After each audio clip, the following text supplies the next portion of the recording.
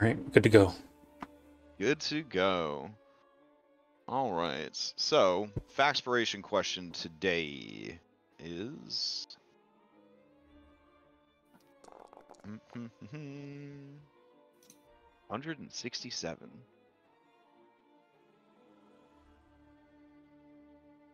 Okay. Oh, it's a very personal question. What is your character's sexuality / relationship with sex? All right, completely optional question. All right, so while you ruminate on that, does anybody for a point of DM inspiration or a factspiration die want to sum up what happened last time in Curse of Strahd? If you are interested, go ahead and throw a d20 out to chat. Oh, Jason with a 17. A going once, a going twice, and a sold to Jason. All right, Jason, give us that recap. All right.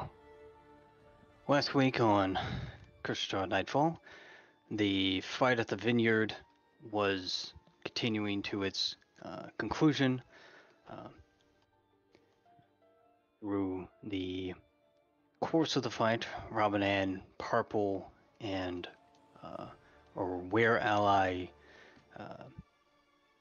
in the house were either dropped or killed in during the final state of the combat. Robin was healed by Ez, who somehow either recovered or wasn't as injured as we thought. But Robin took a hit to the face, and a blight needle destroyed her left eye before we could get her to safety. Myself and Wayne went through the southern side of the battlefield. I carried Wayne into the house. As that was happening, Victor and Aurelia were fighting the druid leader before Henry, with an excellent shot through the window, dropped her. And then the last remaining druid made a run for it, but Ez was able to cut it off. Its escape from the north, and then me and Wayne from the south, with Wayne finishing this unfaithful druid. We stabilized everybody and bandaged up without, luckily, any more casualties than what had already occurred. And during the cleanup of the vineyard, we were able to meet with Davin Markinov, the father of Erwin Markinov from Valakai. He kind of impressed upon us that what we did was more than just saving his family, as the druids were kind of planning on poisoning the wine at the vineyard and then delivering that wine throughout the region. That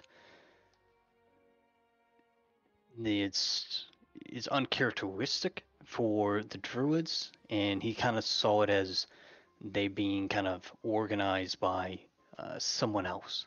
That even their weaponry was something beyond what they normally could be able to craft and make. He offered to let us stay and rest at the house, and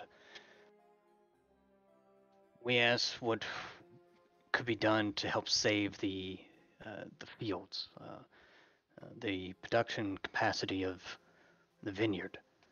There was one last large barrel that could be sent to Valakai, but without these like soul stones or powered objects of power, the fields would kind of wither and die, as they wouldn't be nurtured from the land. And then he went on to tell us about these different stones, in particular a soul of winter, a essence of change, a heart of summer. As was able to kind of drag out of them that they could be used to revitalize the vineyard, but they could also be used against the Dark Lord, as they come from a power that predates the land. And that each stone can be invested or in tune to a single user, and that it would either alter or grant power or even possibly magical abilities to those who wield them. I promised him that we wouldn't let the secret of his family's origins out, in hopes of creating a better friendship for both parties. As we know a little bit about kind of overcoming crisis and stuff that's out of your own control. All right. There was a little bit more. Yeah. There's a lot. There's a lot that Yeah, happened. I'm Yeah, but working you're on it. doing great. I'm just letting you know that you're doing great. You're doing great. Then he went in and told us that his family is actually a part of an order, kind of like an order of knights, except it's an order of feathers. I'm assuming they were all either were ravens or something similar to them, and that they would support us if we would go and get the Soul of Winter back, which was one of these stones that could power the vineyard. There seems to be a different party who's taken each of these stones. So Winter was taken by the Unfaithful, the Druids, to the south in at a large hill called Yester Hill, and their intelligence plan on feeding it to a giant evil tree. I guess trees can eat things.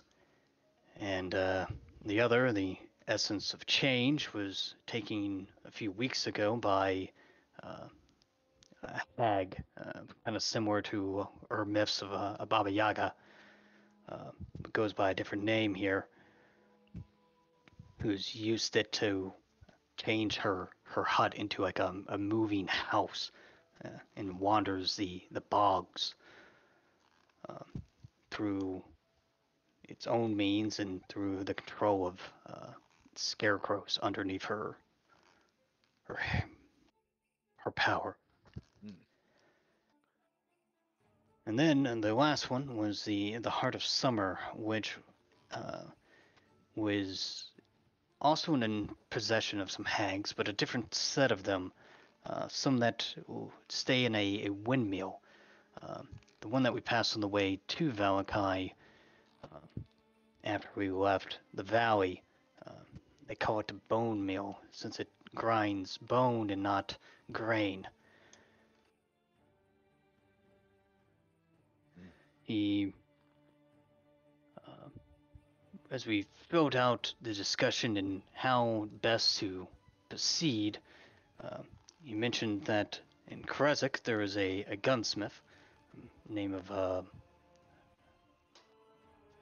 Heckler, who is relatively famous and well known. It's in that the Order of Feathers were about like 70-80% thinking they could either get us in the city or have an offering that would satisfy the governor or the mayor to let us enter. We discussed for a bit, but eventually decided that we'd work on taking back the Soul of Winter for this order, as the events of Valakai will happen without us. But we do plan on returning to Valakai by the 12th of next month, just so we don't lose Chris's firearm. It's kind of like a personal artifact for the group. Not something we want to part with. After the discussion, Ez went over and picked up the staff the evil leader druid had, and it was kind of swarming on its own and wiggling. Something kind of right out of Harry Potter, I suppose. Made of black wood. And Ez, I guess through her strange eyes, could sense that it was quite evil, and using it would inflict a madness upon who used it. We do have Victor, but we didn't think inviting madness into our ranks was a wise decision. No matter what could have over brights or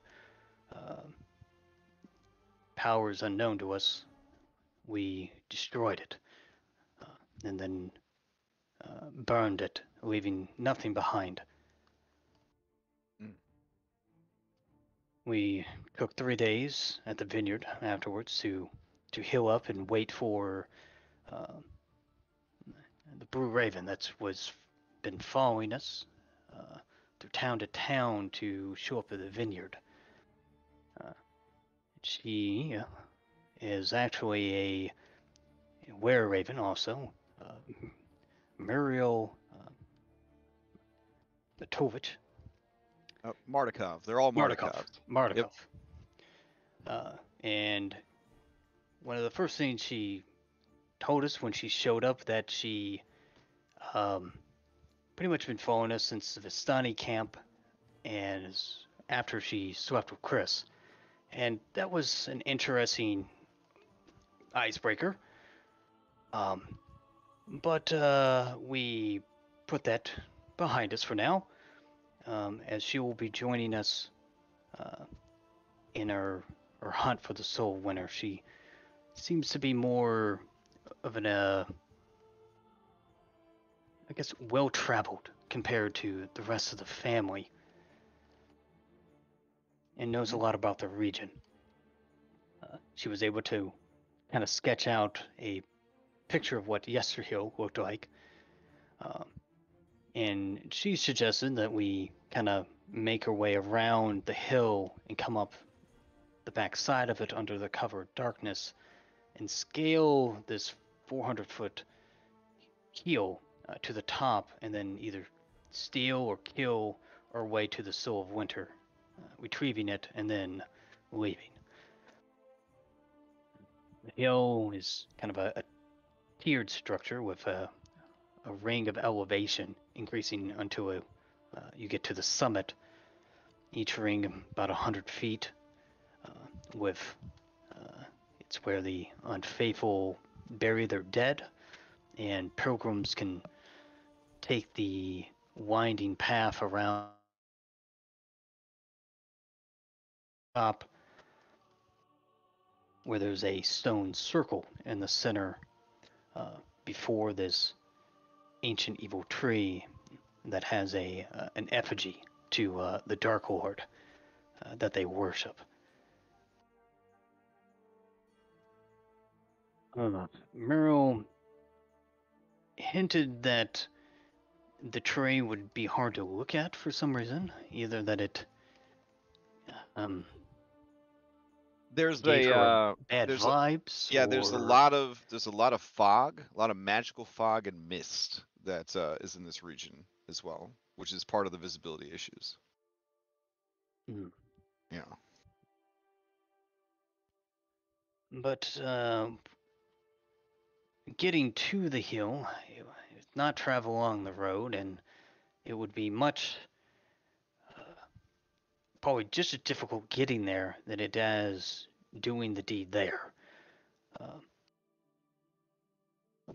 We're trying to prepare as we've made some flasks of oil and to plan for use to protect ourselves and to protect Victor, as he is our only easy source of ignition, of fuel. As long as we dodge the patrols, we should be pretty fine. I think we're planning on wearing some of the druid masks and down dressing to look more barbarian. That way we kind of blend from a distance. And if we run into a patrol, we will not let them get a signaling horn off. Once we do get to the tree, though, Meryl said the leader was, in her words, a mummy. So, it will need to be burned. Ooh. I forgot how much plot got dropped at the end of last session, along with Yeah, I feel like I didn't even have to play last session. I could have just Oh, showed up the recap. yeah, this worked out really good. I Very well weirdly done. very feel that way. Yeah. Go ahead and take your point of DM inspiration or factspiration, whichever you prefer. All right, I'll take DM inspiration. All right. I don't know why I can't shift. That's right. You can't shift Z tiles anymore in 10. I think Orf wrote a code for it, a macro, but I don't have it. Anyways, if you zoom in, you can see that you now have a bumper sticker for Yester Hill. Looks like a really fun place based on the bumper sticker. All right. Does anybody want to answer the factspiration question? What is your character sexuality / relationship with sex? We got an 11 from Ez. Going once. Going twice. Oh, we got a tie with Wayne. Going once. Going twice. All right. Ez and Wayne, give me a roll off. Oh, wait. A new contender popped in. Oh, wait. No, it's the same dice. All right. Wayne. Going once. Go twice. And sold. All right. All right. Wayne is bisexual. His view with sex is it should be used to, deepen the relationship, and knows just how messy things can get because he was involved in a throuple before. He got the word like, hey, you're up for this part. Hey, you should go out into the, cabin of the woods and, with all these randos. And he was using it as an excuse to get away from it all and sort of decompress and find himself again. And he's done plenty of, free love and all that jazz, but it's without the emotional connection, sex is just, pointless in his mind. Oh, wow. All right.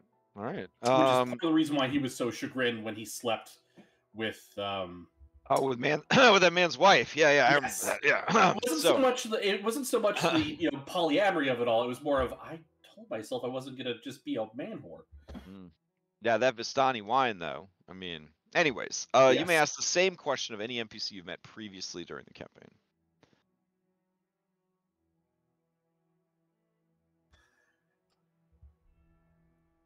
I feel it's a bit rude to ask that question. All right. I mean, you don't have to ask it if you do not want to. It's a meta question, so none of the characters. It is a meta question. I'm curious with what Eastmark has got going on. Okay, so Eastmark,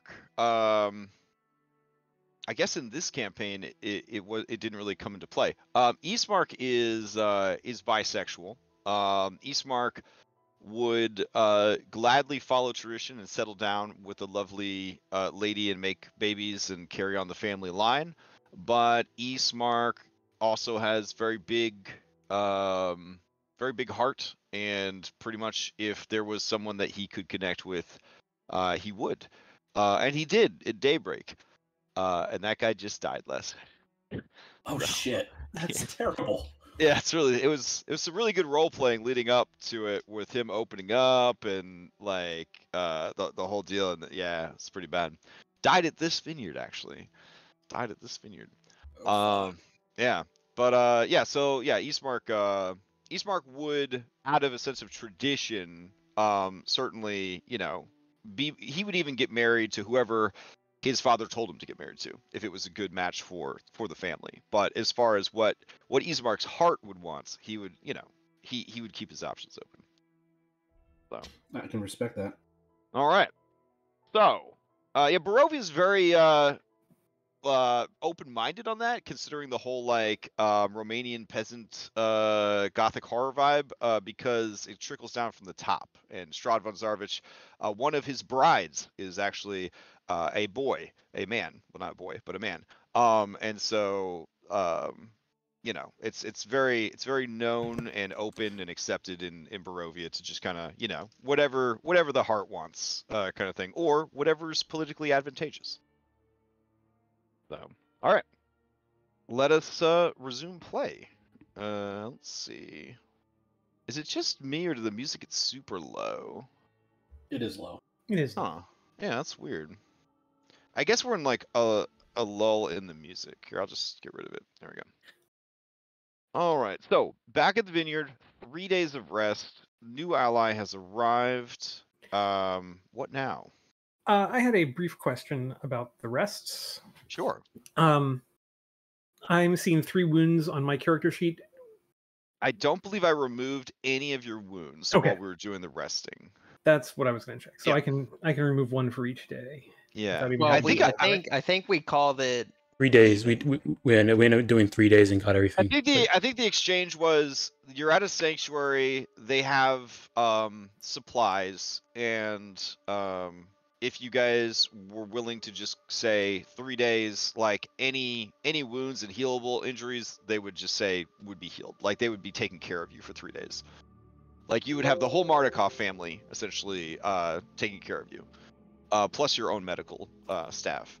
But things like missing eyeballs and things like that, they can't help with. Yeah, not Yeah. the eyeball, I'm sure. And I was also Yeah. going to ask with the with my destroyed left eye applied to me, will that automatically calculate those -5s and disadvantage and all of that stuff, or do I need Let me to? see if I made an effect for that. I know I went through a lot of these and I made an effect. I don't know if I did for this. Destroyed left eye, temporary effect. So it looks like I did. So pat on the back for past me. Wait, no, I didn't actually add any real effects. How unfortunate. I could do that while you guys are planning and plotting. That's fine. Okay. All right. And possibly scheming. Yeah. Also, Let me- I have a Maybe even strategizing. Yeah. I have a present. Here you A present? go. 1 second, hold on. Or you mean a presentation? It's in That's less exciting. Oh, it's in Discord. a wonderful iPad. Oh, great. That's nice. Arr, be very piratical. Arr. Yeah. All right, let me go ahead and update that on the stream.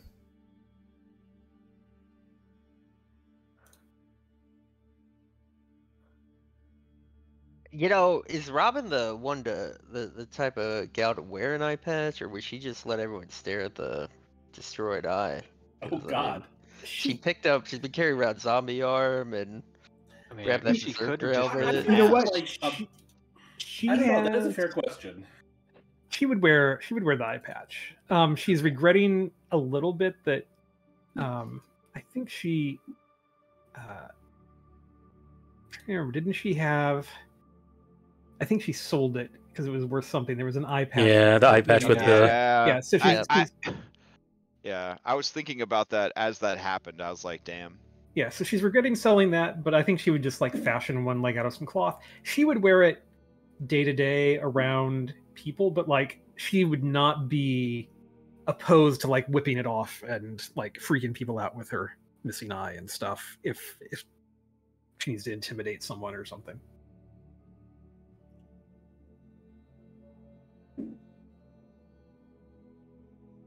Okay, you now have a permanent -5 to your passive perception. Awesome. All right. Yeah, But and honestly, only one person needs to be good at perception. she will totally take the eye patch off anytime she's dealing with Anne, just to Oh, okay.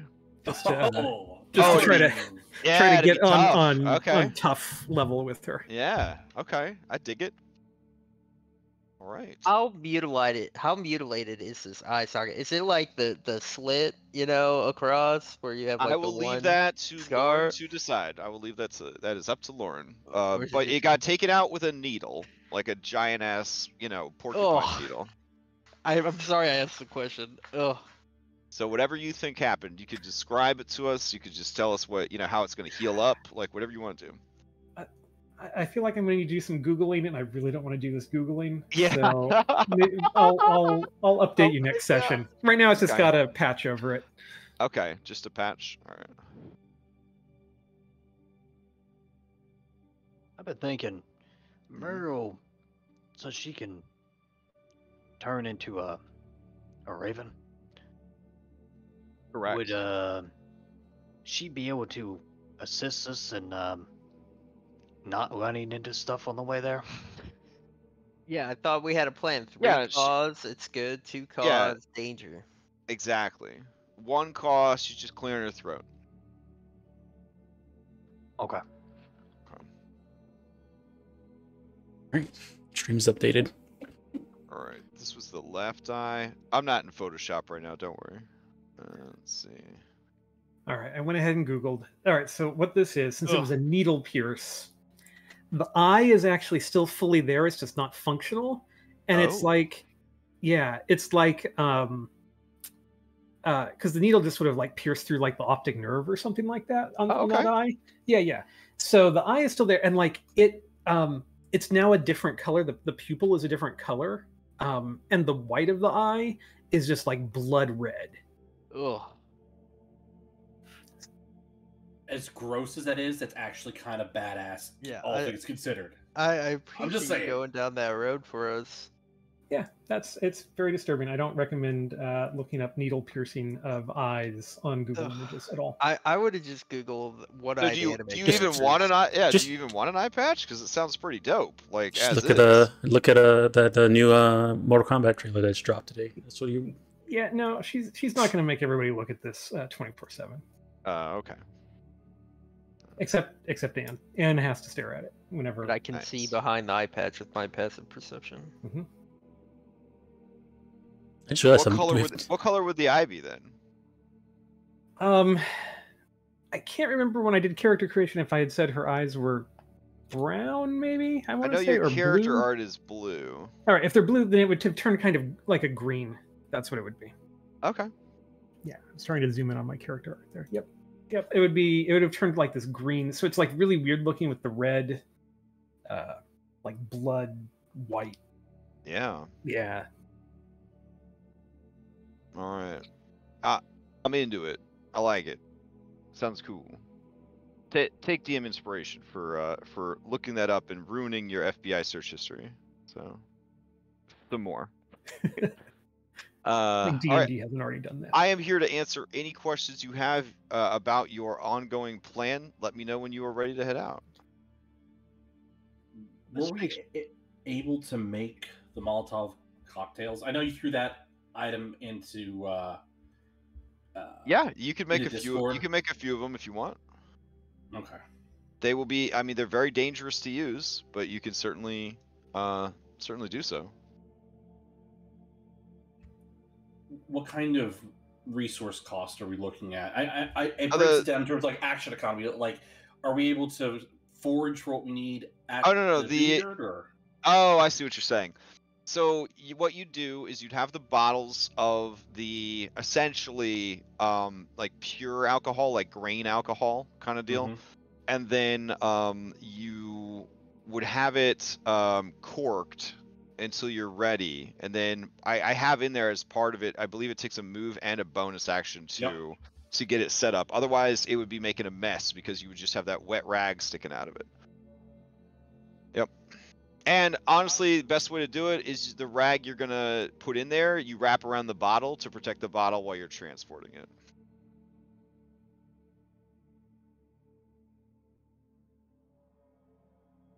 Okay. If no one else is crazy enough, Wayne will try and make as many as he can in the time allotted. Those bulbs that we acquired, we learned that they have acidic properties. Mhm. Would Wayne or Arena be able to like squeeze out or apply that any to any of their projectiles? Let's see. In the time that you have with her attention being on healing everybody and stuff, she probably wouldn't, and Wayne's going to be focusing on things, but it would be something that could be used to craft those sorts of things, yes.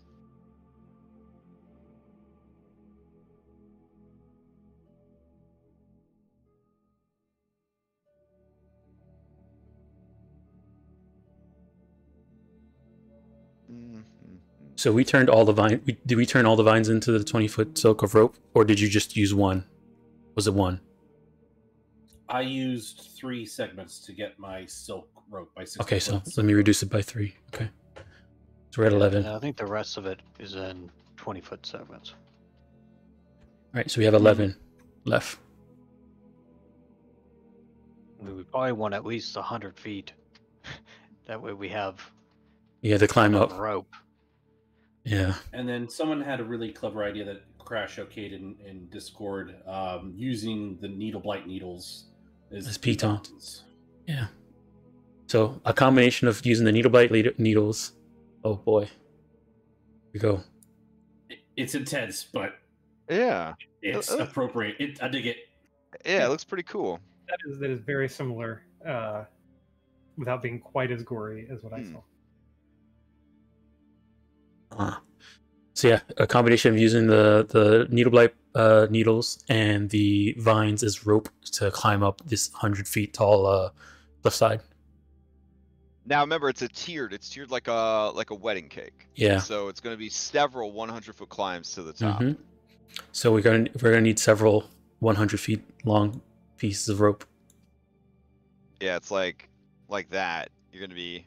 Let me just check the thing again.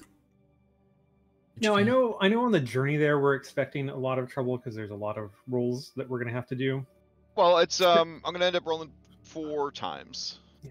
For this actual climb, though, are we expecting there to be resistance on each of these tiers, or is this kind of they will probably have patrols. So that's what Muriel's going to be in Raven form, kind of letting you guys know if patrols are coming or not. So what's going to happen is it's going to be a more traditional 5e skill challenge. So there's no like making up cool shit that you do per se. It's going to be a check to climb and get everybody to the top, and then it's going to be, if there is a patrol, which we roll randomly to see if there's patrol, you have to try and avoid the patrol. Or if you attack the patrol, you have to make sure that no one in the patrol blows the signal horn, otherwise you will essentially pull the whole area, which would be the end of the mission essentially. And then that's basically the gist of it. So I don't know. It worked for the banner, or the wineries. So maybe. Yeah. I don't know. We'll This see. is a little bit bigger. Yeah, it's a little bit bigger. It'd be like pulling a small tank. We did get the oil from here as well. So it's on Parple's boarding service. We have 20 flasks of oil as well. Yes, and 4 skull mass. Mm-hmm. So if we want to use that oil, I don't know if it might make sense to, on our way there, I guess if this is kind of what it looks like, and this pathway is on the north side, and we're coming from the north, we're gonna have to, and we're trying to climb up the south, we're gonna have to get around, right? Would it make sense to, like, maybe when we get kind of close, before we start going around, maybe like set up some small fires?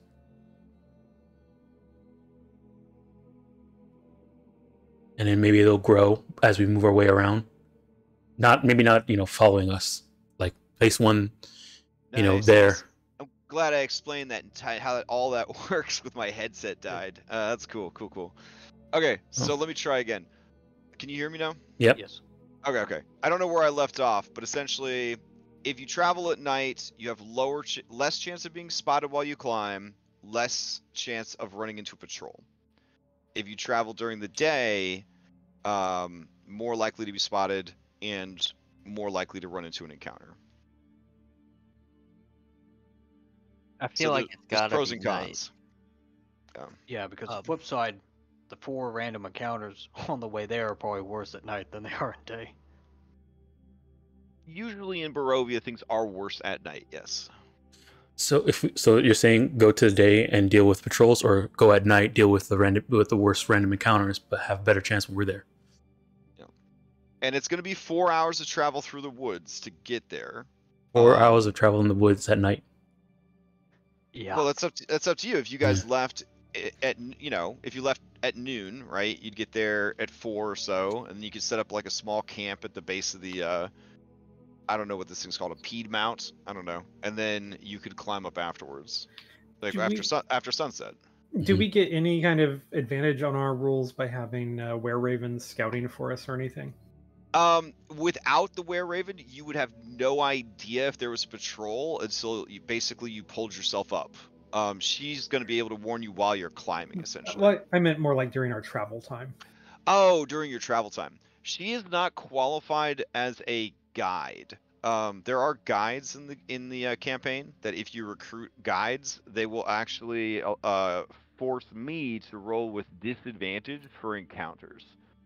So that means I roll twice and I take the lowest number, which is good because if we get X or higher, you get a random encounter.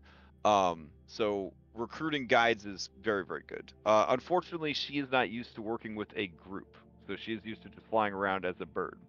So she would not really know how best to guide you guys to avoid confrontation. So if anything.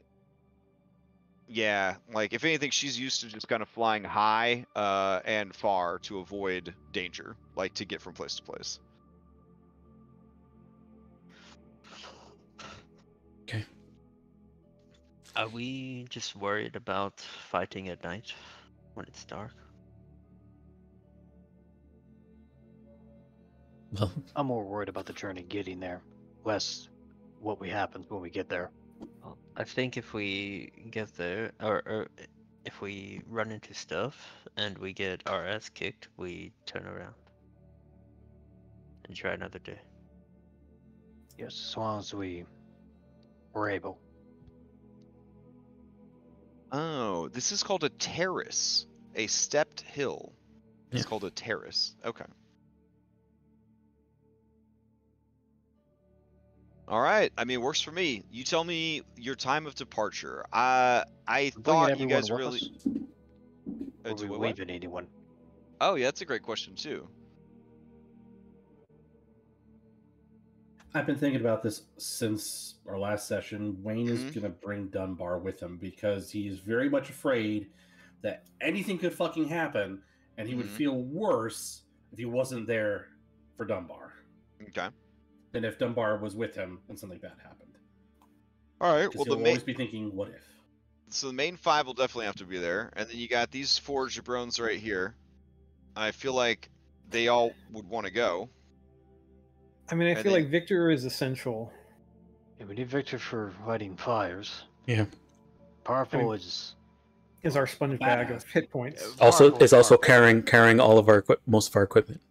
Yes, and our rations. And Irina, we're not leaving behind because we're charged with taking care of her, and she's awesome. How are the? I mean, the Irina is the only one I would even consider. Yeah. Leaving in care, as we are literally gonna go storm a castle. This is highly dangerous. I mean, if you want to leave the castle. I mean, if you want to leave her, like you just convince her that she should stick around with the Martikovs. I mean, if we leave her after TPK, someone can play Irina. Yeah, I mean, she's a person, right? So if she says I want to go, and you're like you can't go, and then you give a good argument for why they can't go. I mean, they. I mean, I think we should bring everybody. Yeah. Yeah. We're a very strong party. I'm not worried about climbing. We have strong enough people to help the 2 weaklings, Victor and Wayne. Yeah, I mean, stealth is going to be our bigger problem than climbing.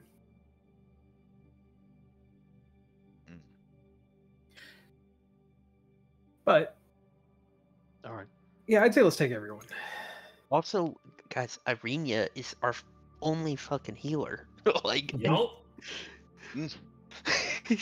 without her, I don't have any more sack lunches.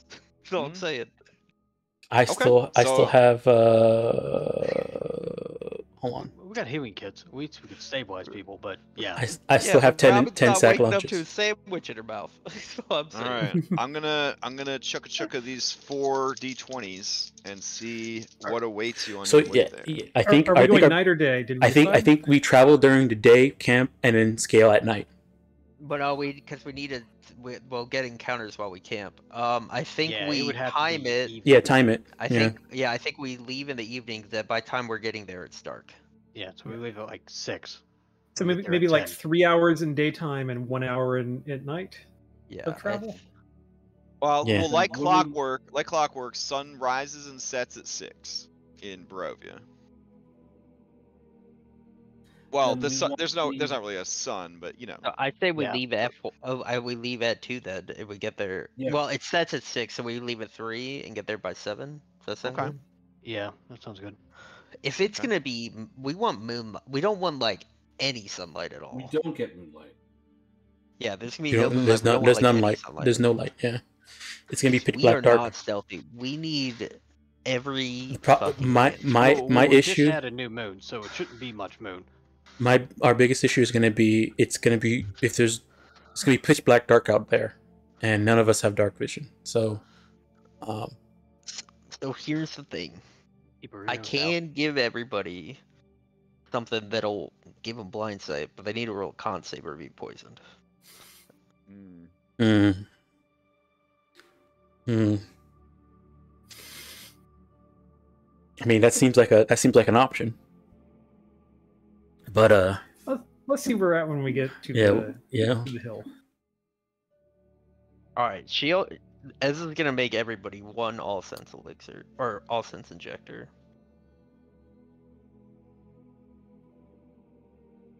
So, I don't know if I can send this to people.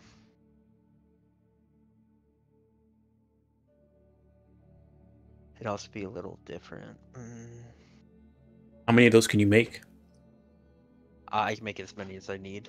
It just takes 10 minutes. There's It's- also There's also a thing with Muriel to answer the question about the Raven form thing. There's a thing about lycanthropes in this setting that doesn't get addressed ever, really, in werewolf stuff, is their clothes don't change in this setting with their transformations. They don't get absorbed into their body like a druid, wild shape, or a polymorph.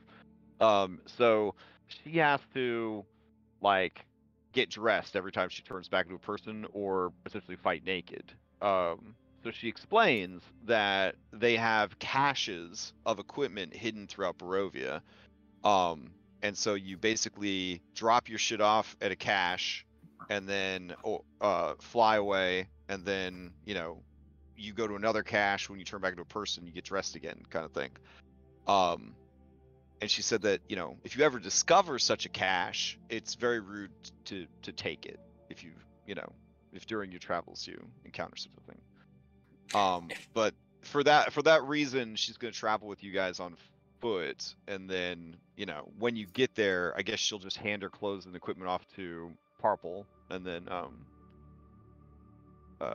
turn into a raven to alert you guys. So Okay. yeah. I think I'm going to leave some of the sacks and tents here. I think we can leave some of those rations because we're only going to be there a day. Yeah. Also. Yeah, just So I'm gonna leave. I'm gonna leave the 2-person tent. We can leave all the tents, right? Yeah. I mean, I guess if we get stuck out there, but I feel like if we Oh. don't make it back, we're dead. Forgot. We already have some pitons too already. Before, what we bought, and we have a fishing tackle. We might not need that. Yeah. All right. And a iron pot.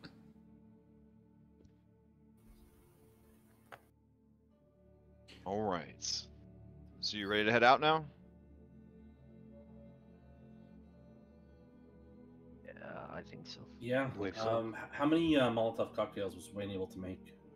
Let's see. I mean, they're pretty simple to make, so it's going to be more how much just like, pure alcohol or flammable alcohol the Martikovs had on hand that they were willing to part with. I'm going to just roll. I'll roll 2d4s. So 4. And I can add those to your character sheet. How heavy are they? Well, it doesn't matter. I assume responsibility for this nonsense. Okay, yeah, I was gonna say, I think they're like, I don't know, a pound each. Oh my goodness.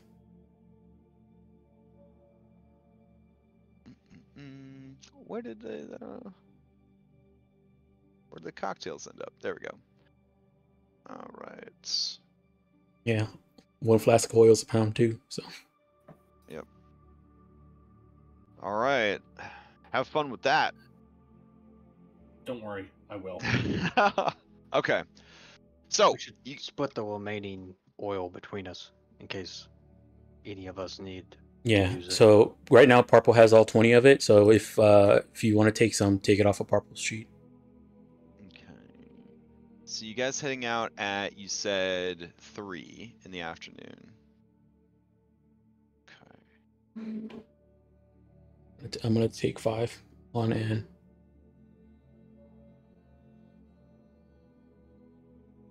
That's 5.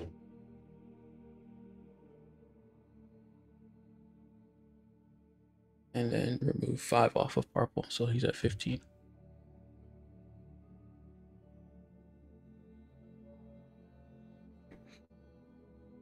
Oh, shoot.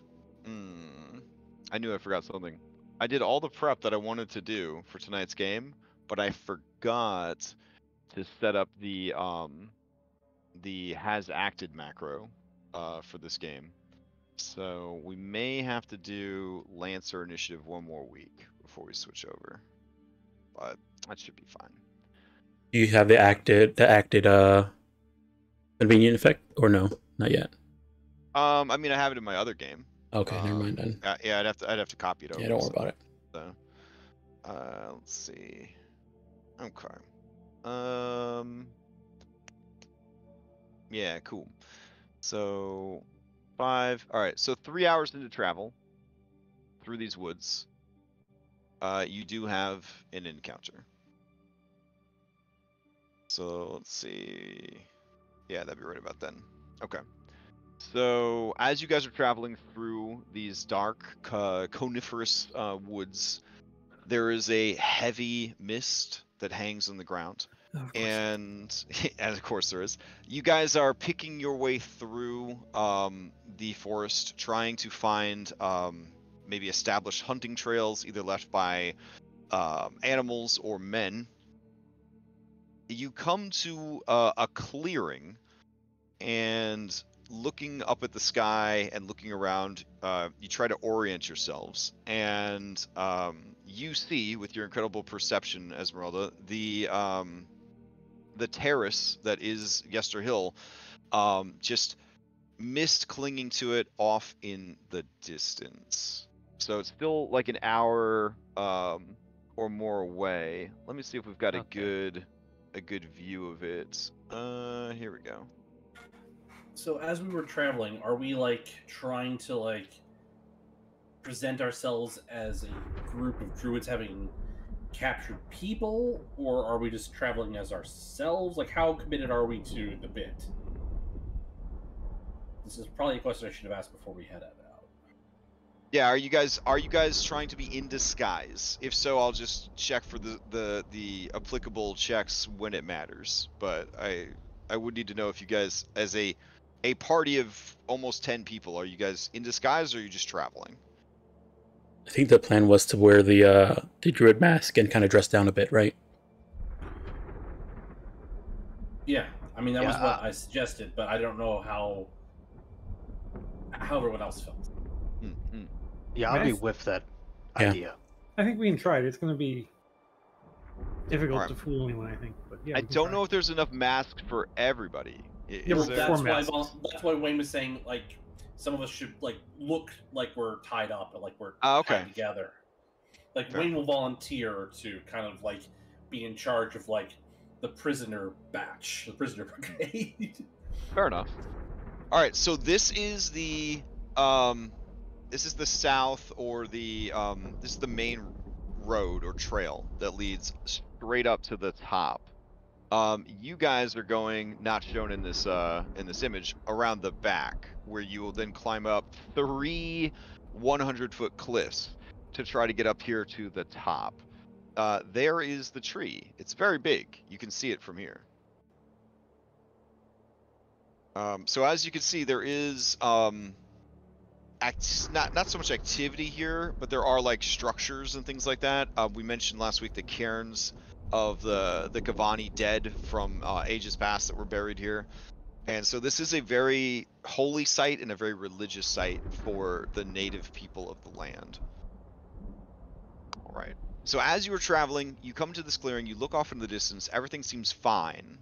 And then you hear what sounds like a branch snapping off of a tree. Like the weight of snow in winter has caused the branch to snap, or maybe an animal that was hanging from the branch was too heavy and the branch has just a loud crack. You kind of whirl around and you see that it is not the branch of a tree, but a tree that seems to be unfolding into a massive spider. God dang it. All right, and I'll take you over to that map. So in the items tab, I don't know if Mhm. everyone can see it. I did make a all sense injection, which you can click from your drag your sheet and click it, and it should prompt the save.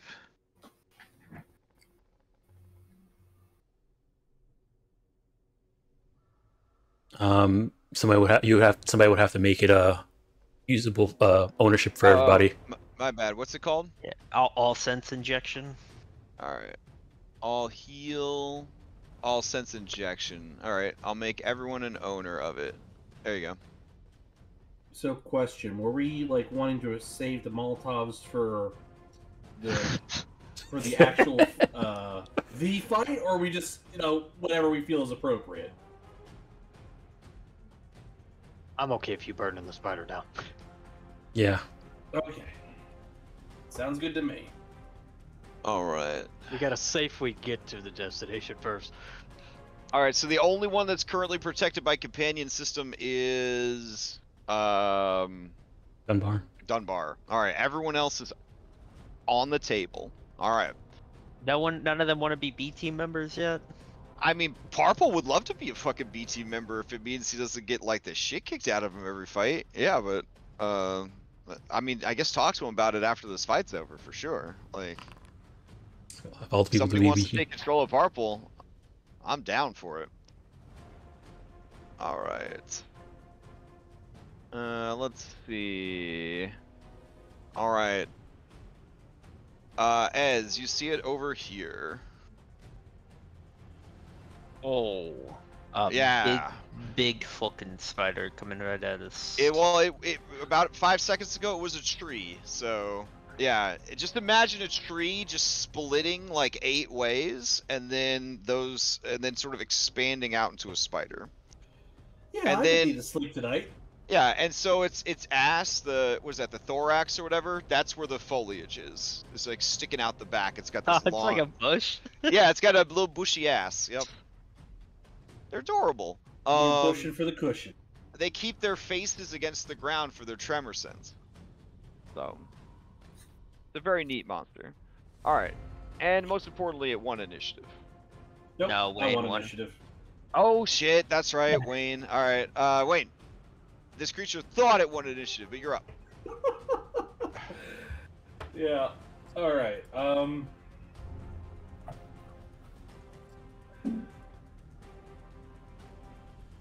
what's the range on this thing? 30 feet. Okay.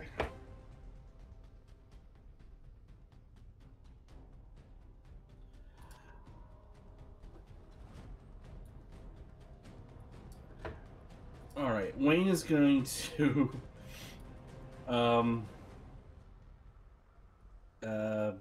get closer. He's gonna get within 30 feet of it. Hype. and we're gonna light up. We're gonna pull out a Molotov cocktail and light it up and toss it at this creature. Wayne will tell Dunbar to stay back. Daddy's got to go do something incredibly stupid.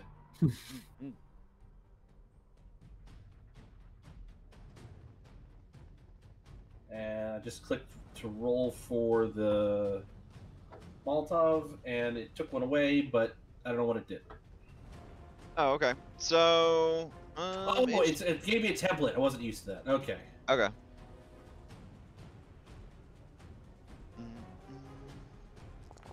God damn, it's like a little fireball. Alright, that is going to hit. And let's see. As that strikes the creature, alright, on a hit, it takes 1d10 fire damage and begins burning for 1d4 rounds. Alright, give me a d4.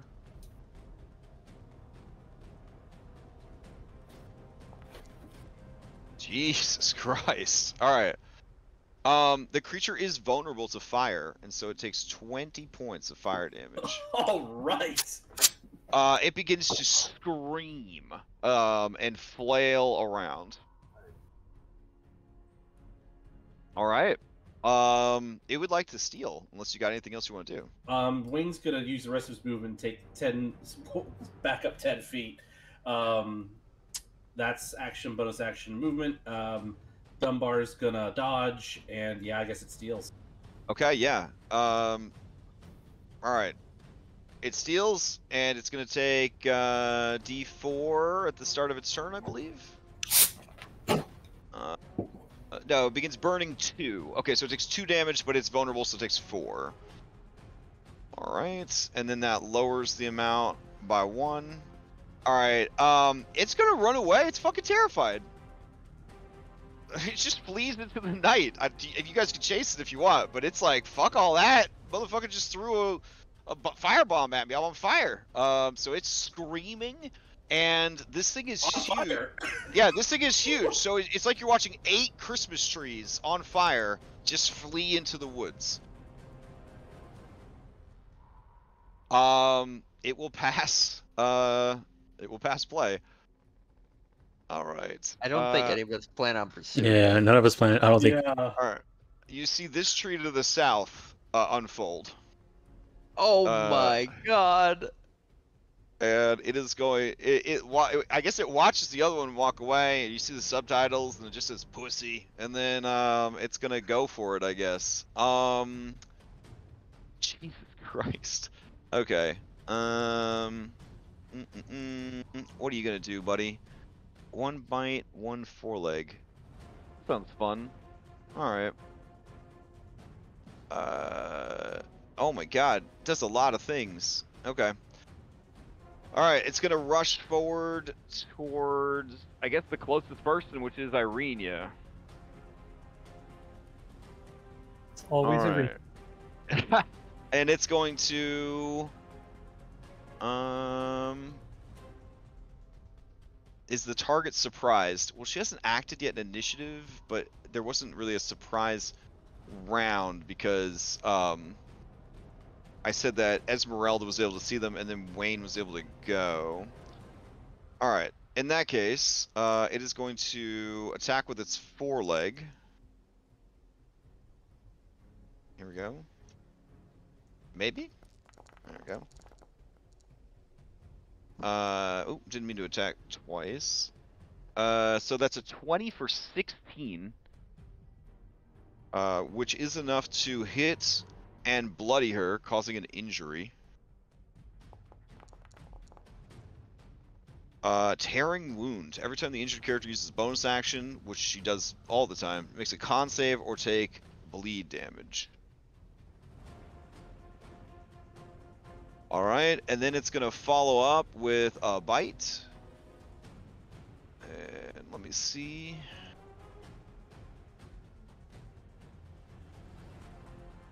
The bite is not set up with like all of the terrible details of the poison secrets. Let me hide that real quick. There we go. Oh no. Alright. Don't read it. But a 10 is not going to hit. And then finally, as a bonus action,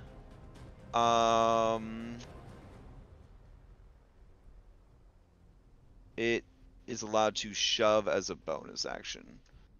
All right. So here we go. It's just going to do an athletics against her. I don't think an 11 is enough to do it. If it's shoving away, I mean, might as well take it, you know. No, it wants to shove you prone is the goal. Yeah. All right, so it goes to shove her prone and is unsuccessful. That is its action economy. She is going to steal. She is going to take a disengage action. She is going to move back to here. And then she will bonus action, use helpful on it, but she's got to make a con save. Maybe. She fails, taking a D4. And she probably won't do that again, but it feels like she's stubborn enough that she would still have at least tried once. So she is able to do it, I believe, but still takes the damage. Yeah. So this creature is now an easy target. Oof. All right, she will pass to Anne. All right. Okay, Anne's gonna step forward.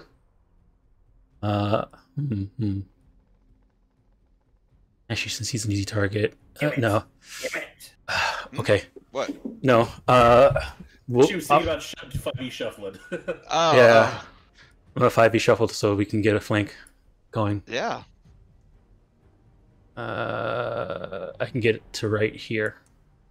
All right, and then I'm gonna go ahead and attack it first as my action with the great axe. Did I already set this up with sneak attack? Yeah, I did. Okay.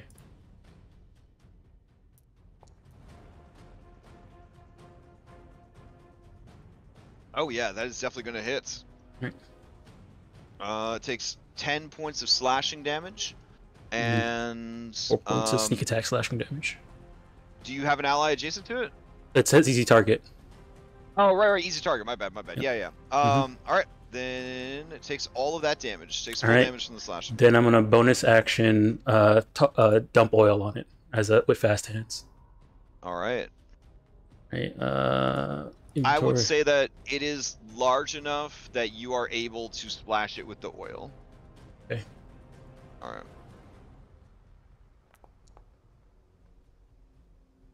Okay, we'll make it big. There we go. All right. And I'll pass to Victor and says, "Light it up." Okay. Let's see. As you pass the Victor, he's going to move to get a clear shot, and then he will go ahead and try and firebolt it.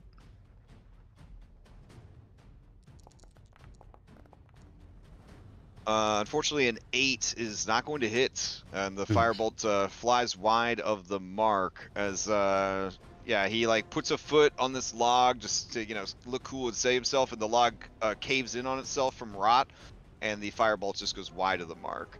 And then he will shuffle back to here with the rest of his speed, and he will use bolster on Purple. All right, and he'll pass to Jason.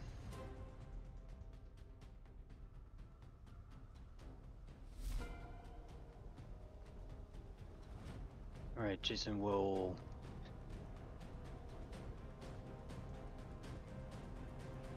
move up, getting a flank with it. Instead of drawing the battle axe, I'll draw the oil in one hand and get, I guess, additional oil on it, or a improvised attack towards it. Okay. And yeah, this creature is very large. It moves pretty quick, but yeah, you were able to chuck the oil into the space and onto the creature. And then I will bonus action rally Robin, and then pass to Robin. Okay. Robin, to you. pierce the All right. Rowie.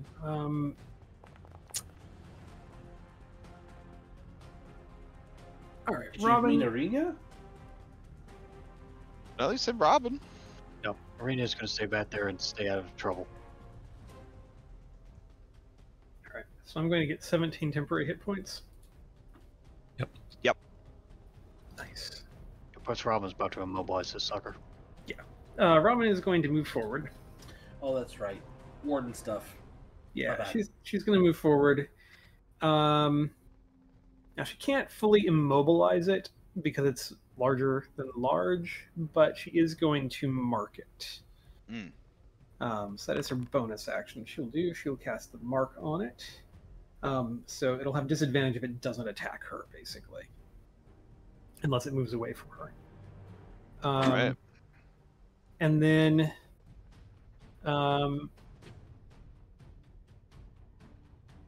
we're going to do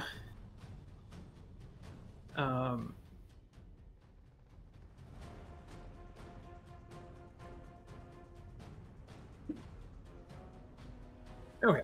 We're going to do. She's just going to attack with her great axe as her main action here.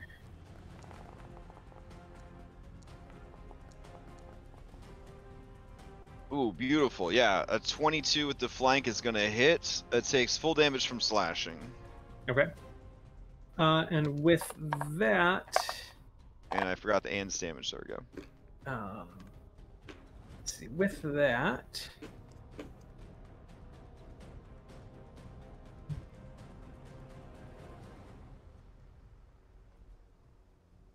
let's go ahead.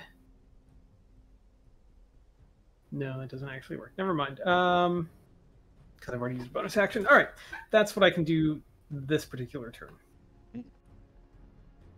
All right. So, Who'd you like to pass to? I'll pass to Ez. Okay. Ez, you're up. Okay. It's an item interact to light a torch, right? Correct. All right. And it Ez would- is going to turn in her I think movement. lighting a torch might be an action. Pulling the torch out is an item interaction. But if I can't throw it, then I'm not gonna bother lighting it. Yeah, it's a use an object action, so it is not an item interaction. Okay, okay. Yep. In that case, I'm going to pull out my whips. I'm going to get behind Robin, Okay. and I'm going to attack it twice. All right.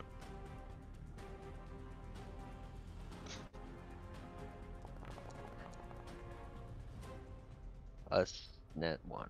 All right. Let's see what spicy thing happens, if any. Expose your swing unbalanced so much that your target may make one melee attack against you as a reaction. It will, and it has the reach to do so with its foreleg. But it will have disadvantage because of the Warden's Mark. Correct. So here we go. That intercepted as 22. my reaction. Okay, 22 for 10. Jason goes to intercept. Walk through it. We're reducing it by Alright. 3, so 7 points of damage makes it through. Okay. And it has used its reaction. Second attack. Nice, that one hits. And slashing does full damage. I have a bonus action. I will go ahead and bolster Wayne because oh no, I'll bolster Victor because his Okay. firebolt doesn't take a resource. Hopefully we can get him going first. And I'll pass to Henry. Alright, let's see. I guess Henry would move away from the creature or the group. I don't know if he wants to move away from the group when you don't know which trees are spiders.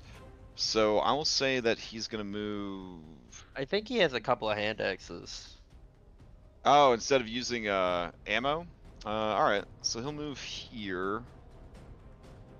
Get a good shot, and then he'll go ahead and do hand axe. There we go. God damn. Alright, so he strikes the creature for 8. That also causes an injury, because this is a living creature. So let's see.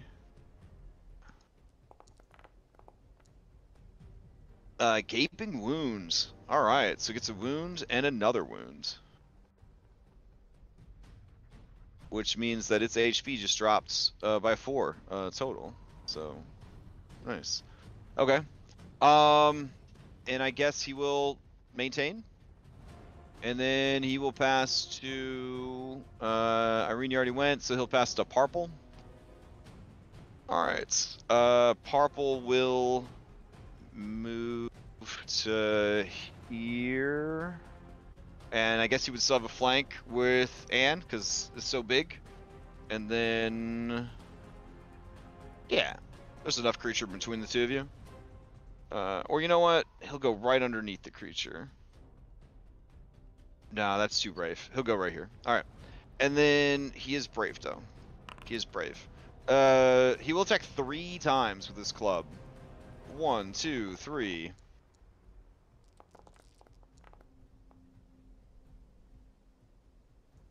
All right. Let's see what happens with the complication. Collapse, major structural failure of some sort or a trap nearby. I mean, we're in a woods and trees are all around and the spiders, like, you know, dislodge soil and it's real mulchy and gross. I'm gonna say that a tree falls over. That works. It creates an AoE that deals 1d10 per half APL. Let's see, with a DC 10 plus half APL for Dex, and it creates difficult terrain. It is a 5 foot long, 5 foot wide, 30 foot long template. All right. Let's see. 30 feet. So there. Beautiful.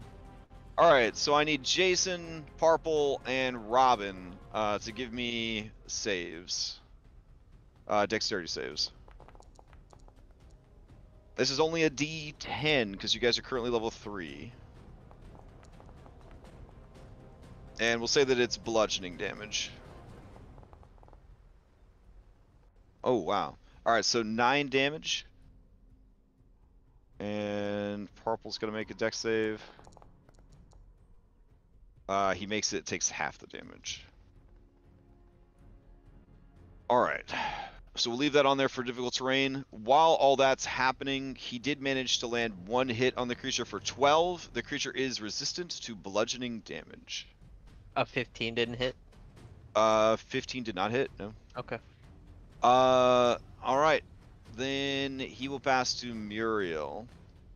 Let's see. Muriel does not want to get into melee combat with this creature. It is large enough. She will just shoot over everyone's heads. Oh, she doesn't have a bow or anything. I guess she has to get into melee combat. Alright. Could we have given her one of the bows to use on this particular expedition? If you have extras, yeah. I don't think she would have taken the silvered arrows, though. Yeah. Yeah. We could tell her to look out for more. Oh, okay. Sure. She'll take a seek action.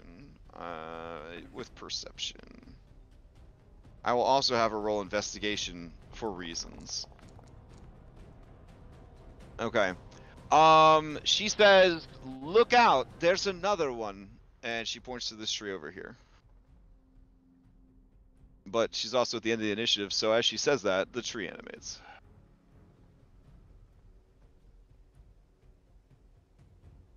Alright, it is going to try and attack Henry. So, first it will try to shove him down. With a 22.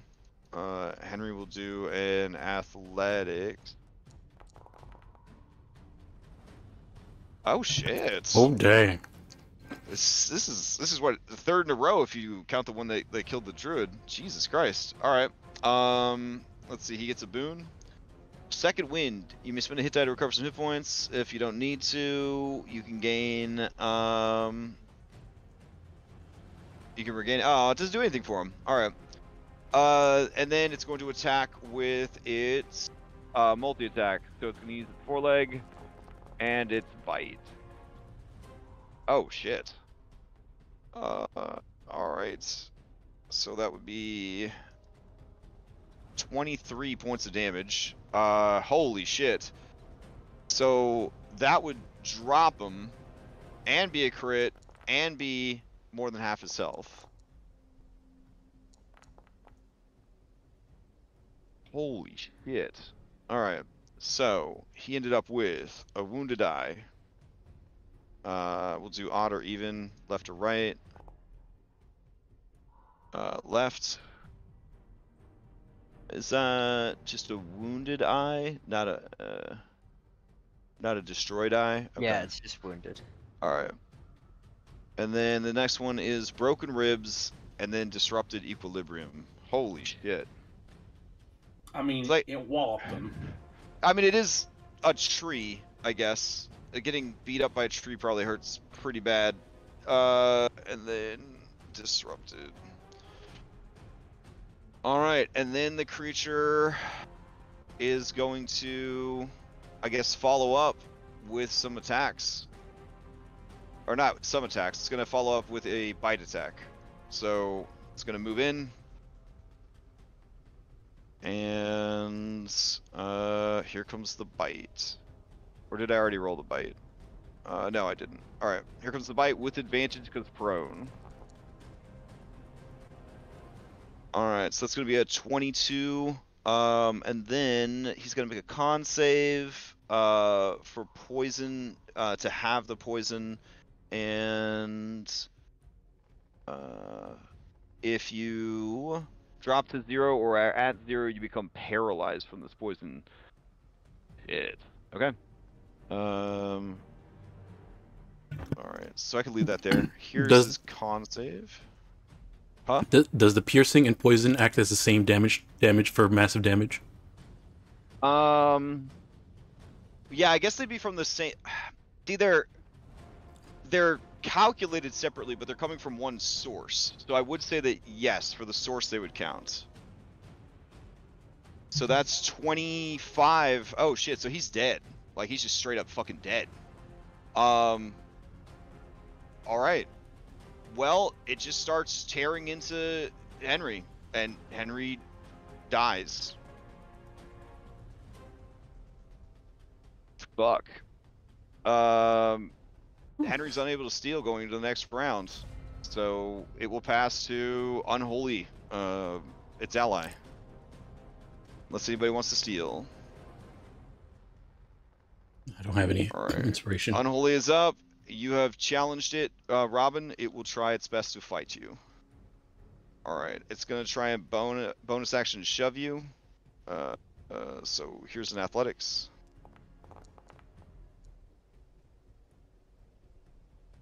You could do athletics or acrobatics.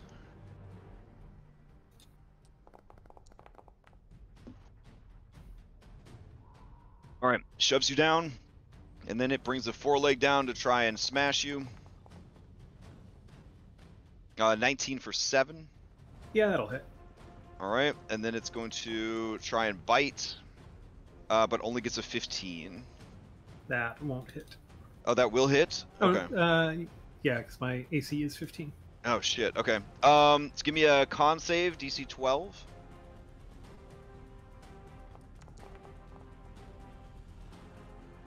Alright, so you take half the poison damage, and the full piercing, or however that gets mitigated for you. And then it gets its reaction back. And that would be it for it. Alright. You may steal, if you would like. Yeah, I'd like to. Alright. Robin is going to stand up. Since she was knocked prone. And she is going to...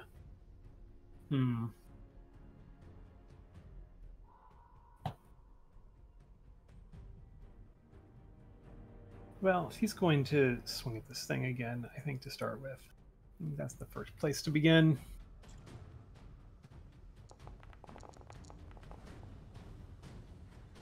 Okay, with the flank from Anne, a 17 will hit. Okay, so that's going to hit. So it'll be that 7 slashing. And then, let's see.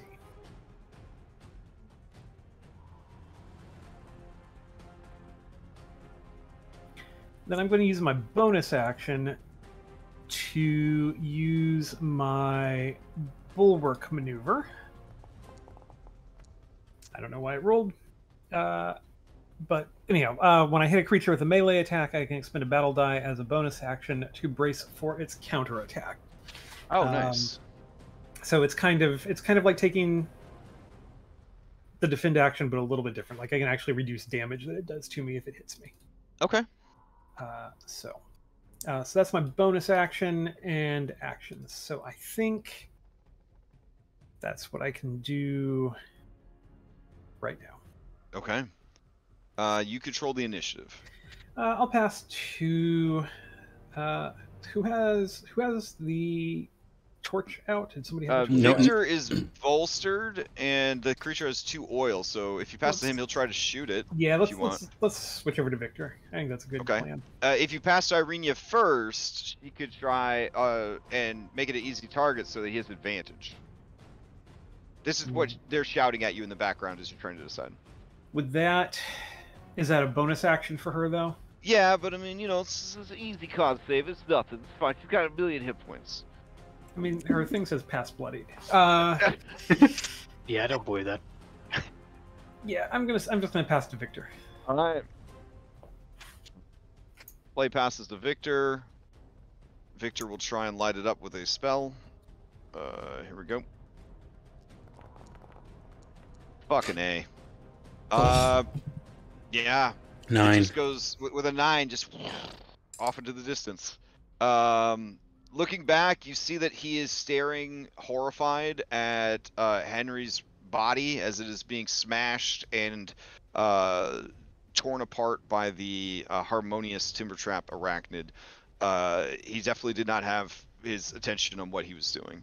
Looking back, he sees what happened, and you could tell that he's upset, disappointed in himself. Cursing under his breath, he passes to Anne. That's some crap. I don't have any torches on me. Okay, so in that case, I'll just attack it. Fine. So, cracking with the great axe.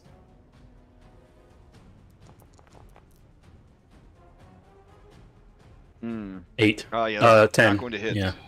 All right. I'm then going to go over to here, and then even though I'm in melee and it's going to be at disadvantage, I'm going to bonus action fast hands try and throw another oil at this one over here. All right. Since this one's at range, even though it's so freaking big, we'll need you to roll for it. Yep. All right. Inventory. Okay, oil. Ugh. All right. Nope. Yeah. So as you go to throw it, I guess we'll grenade rule it. Let's see. Okay. 1, 2, 3, 4, 5, 6. So it would land. We'll just say over here. Okay. All right. I don't have a thing to mark oil, but this is the oil right there. All right, and then I'll run back to where I was. Okay. Okay. And then I'll pass to we'll pass to I mean, Wayne's got fire. Got all fire. yeah, we'll pass to Wayne. But he is in melee with 2 different spiders right now.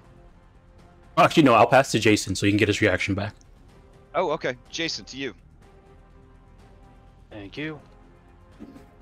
Bonus section. Rally Robin. 18.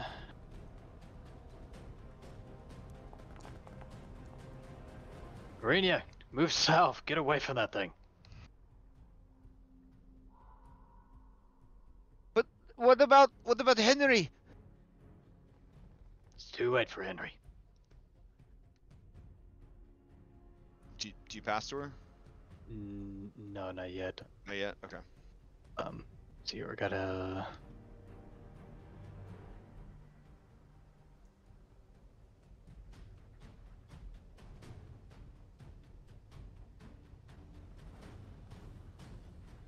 All right, I will. Yeah, I'll grab the battle axe and I'll swing towards this unholy arachnid. Oh.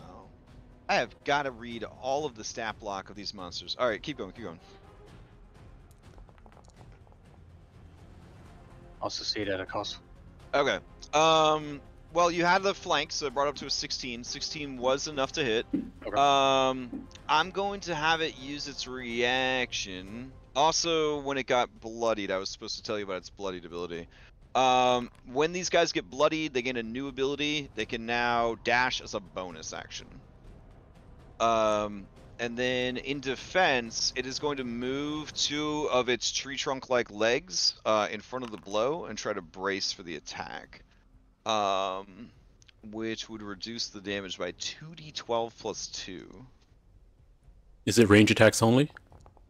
What does it say? In response to being... Oh, you're right. Your ranged attacks. No wonder he hasn't used it yet. I should have used it against the fucking hand attacks. Okay. Never mind. Alright, so 6 damage goes through, and it takes it. Great. I will act and surge here.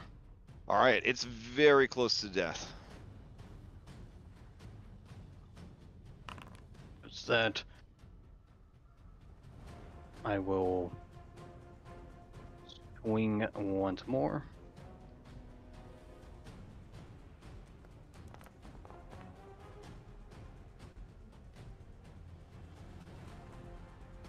Alright, unfortunately a 9 is not going to do it. And then, ooh, these things might steal on me. I will actually move. Well, this one's Hey. already acted this round? Yeah, this one's already acted. This one already acted this round. Okay, maybe it's just. Oh, okay, I see what it was. It's the one that ran away. It's still in initiative, I think. Yeah. I'll move. I'll take the A up. That way I can position myself. Shit, okay. Yeah, it'll definitely try to take it. Here we go. 22 for 9. That hits.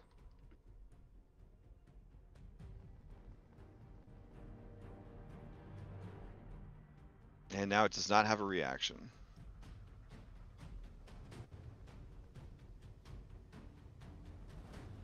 Alright, anything else? Alright, I will pass to Wayne, actually. Alright, So- Wayne, you're up. All right, so both of the timber trap arachnids have used their reaction, or just the one with oil on it? Just this one. Just the one with oil on it. So you're still in melee with one that has it.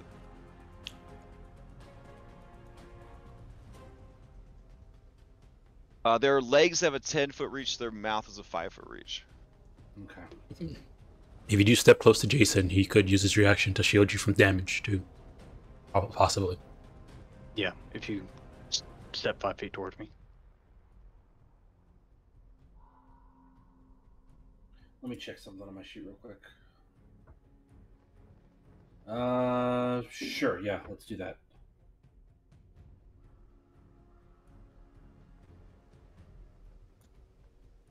Well, I guess I need to move past where Jason is to trigger that, right?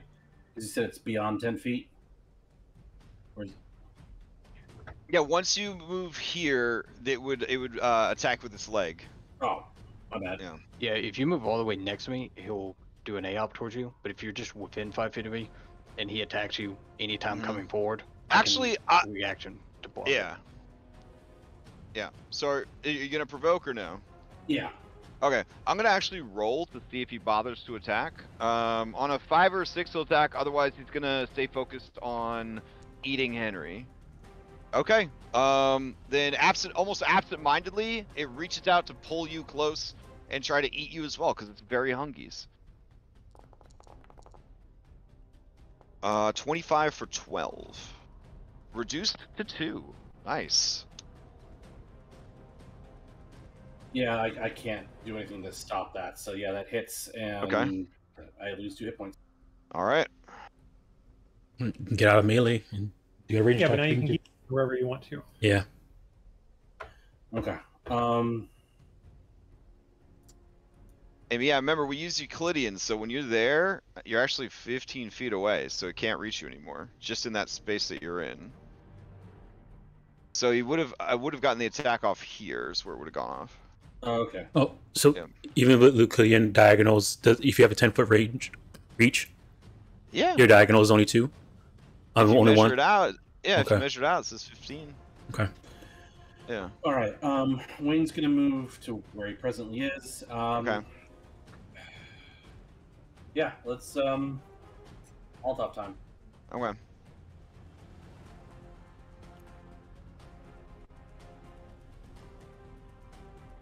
It's a pretty big range. Maybe you can get it to hit them all.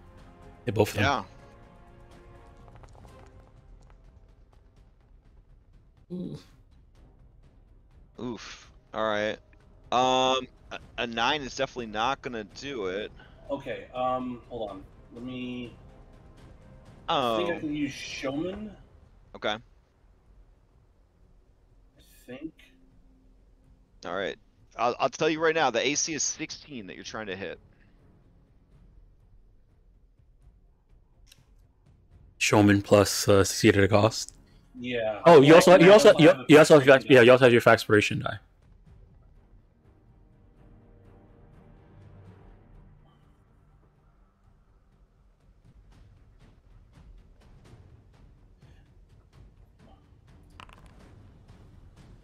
All right, showman. Let's see. Non-combative audience. Non-combative 3. audience. To my allies. Okay. So I can add +3, so that's 12, and then I'll roll my Faxpiration die. Well, I'm just now seeing the showman. It says if there's a non-combative audience watching your fight, once per turn, you can gain a bonus ability checks that equals to the number of people in the audience. But everybody here is fighting. Dunbar isn't. Dunbar isn't. So yeah, there would be a +1 from Dunbar, I guess. But everybody else is Well- technically fighting, Well, right? and even Muriel. I mean, yeah, Muriel's like Yeah. she got her weapon out and stuff. Yeah. All right. There's no like squirrels around or anything watching. Oh man. No, that doesn't count. I mean, that's how I Alright. interpreted the feat the first time I read it. Was what? It had to be non-combatants. Yeah, that it wasn't. Yeah. That it was people that weren't fighting. So I took I it mean, as an it's like a- people viewing you that weren't enemies, like not like. yeah, that would be No. not No, hostile. that's Yeah. Yeah. Yeah. like the audience was not like combative, not like you were in or out of combat. I wasn't thinking in those terms. So yeah, I mean, that was it's wrong. still really good in certain situations. It is. Yeah. Particularly non-combat situations. But if you want to use one of your uses of it to get a +1 from Dunbar, I will allow it. But I don't think it's gonna. I don't think it's gonna help you reach it. But try for it because you do have your Faxpiration. Yeah, I will Alright. try. All right, go for it.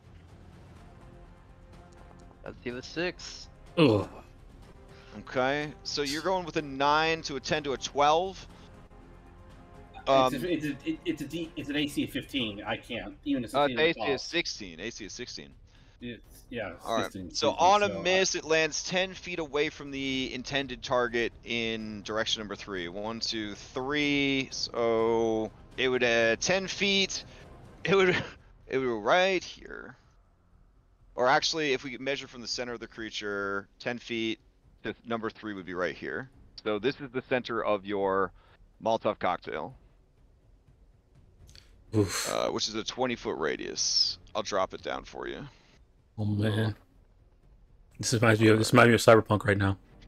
All right. So you still hit the creature. So everybody in there that has to make a dex save now. He doesn't take the damage automatically because it wasn't a direct hit.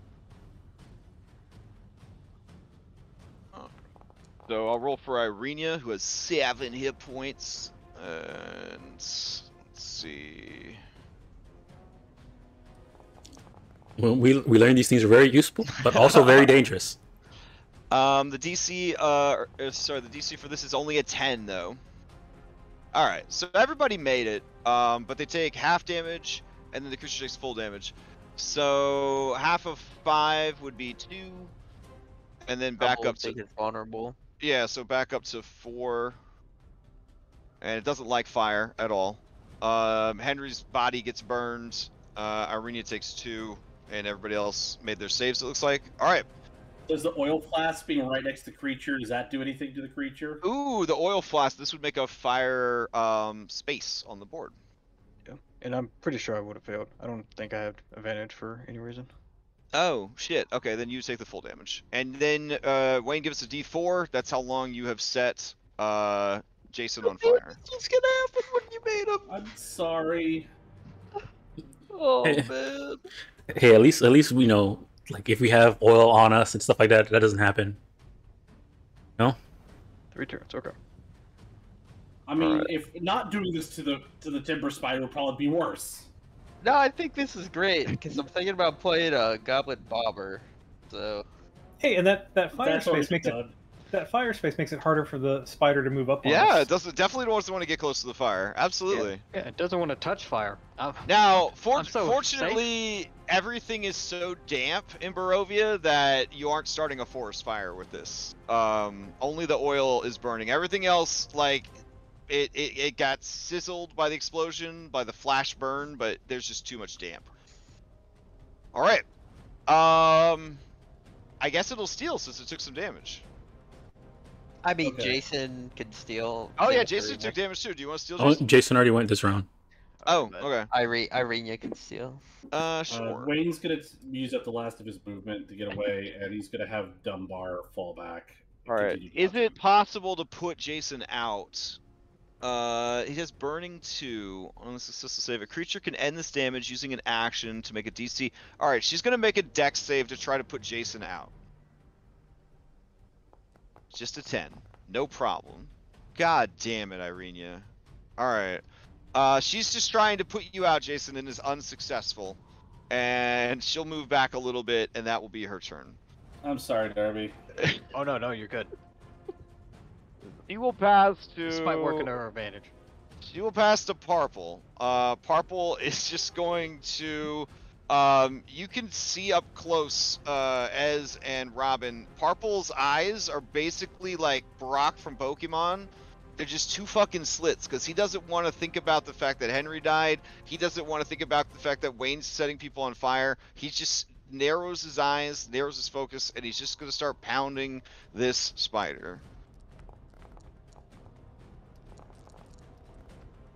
All right, with the flank from Anne, the first one hits. All 3 hits. The creature does take half damage from bludgeoning, but it is dead. Do it for Anne, Purple. Oh man, oh yeah. As you say that, Robin, he blushes so big, and he says, "And strong." Nice job, Purple. Good job, Purple. He Test points. me. He points with his club and says, "Henry," and he will start heading towards the spider. Wait, that's difficult terrain, son. I'll give you that. All right, Ez, to you. So, Esmeralda, I was playing a little later there. Esmeralda will, cast a spell. Okay. She's going to cast Druidcraft, Okay. and she's going to create a fire, a small campfire right in front of, or like just light up this like tile right here in front of Purple and the wooden spider. You instantly light or snuff out a candle, torch, or small Okay. campfire. So you have to have the fuel for it to do it. You could light. I would say you could light this creature's body on fire if you wanted to.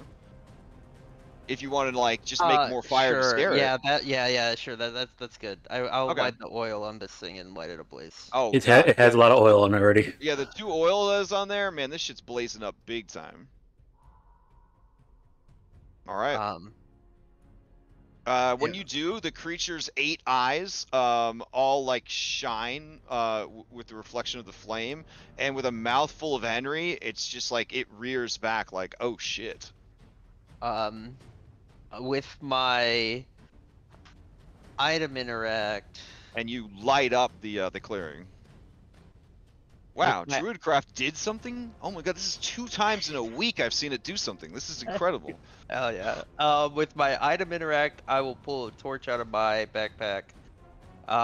So would you say, like, can I use an item interaction, just put the torch on the spider fire and light it?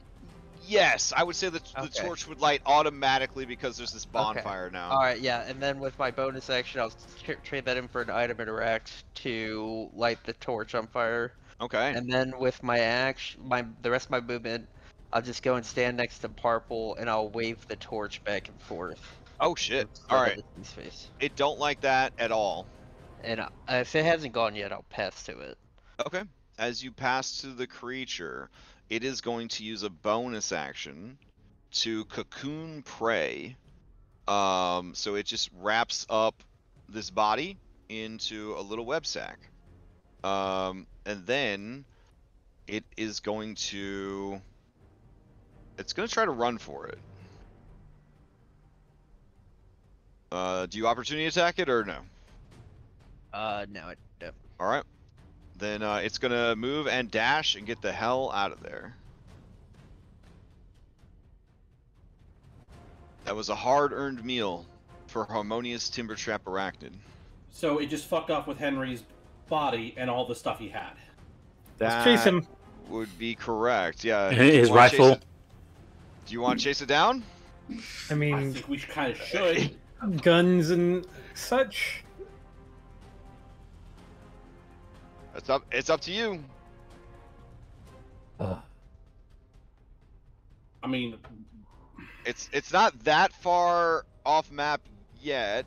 So I mean, I could simply just move everybody to the bottom right corner, and we can kind of simulate that it's running. If you want to try to chase it down. I mean, we have people that are like almost dead. Is it worth potentially losing more people? What does he have on his body? he's got a rifle and 69 bullets. over 70 rounds of ammunition for it. I think it's worth it. I mean, Wayne would go for it. based on his dash, how far was he able to move? Let's see. He has a speed of 30 and a climb speed of 30, so it's kind of just it's Like- sort of like leaping from big tree to ground, just kind of, you know, making its way as far away from you guys as fast as possible. So, but we would be able to keep up with it, basically, Yeah. roughly, give or take. So, okay, Robin's all for chasing it. And potentially run into more spider trees.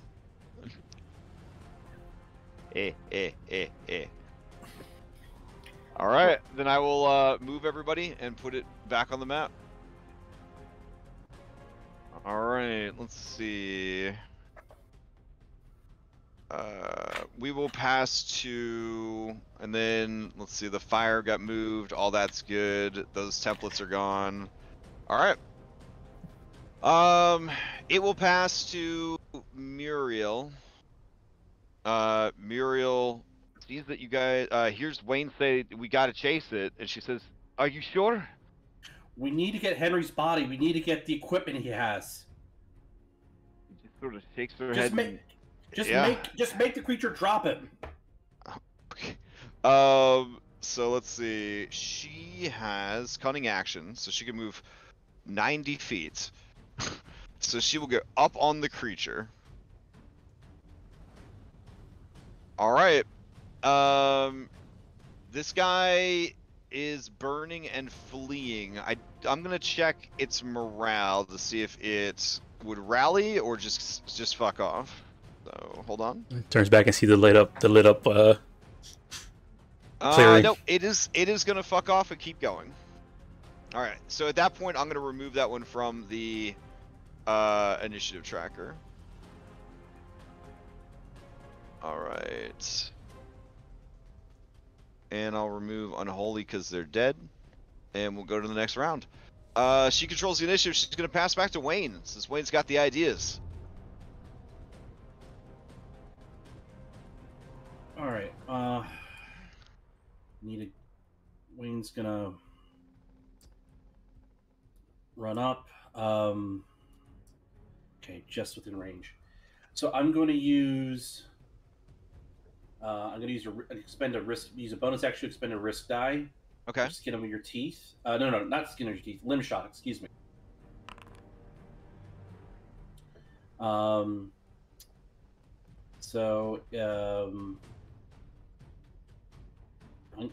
I gotta see if I hit it. I'm gonna try and force it to drop the body. Oh. I'll succeed at cost. All right, let me see. You still have your 15. expiration. No, Ooh, I've yeah. used it. No, you used Oh, it. you used Oh yeah, it. you got yeah. it through. It's still on your All menu. right. Boop. All right, here's your sack. Drained. Use your lowest little spell slot. If you have no spell slots, lose 1 short rest ability. Else, no consumables used up. So you have another use of an ability that you can afford to lose. You will lose it. Okay, I mean, All right.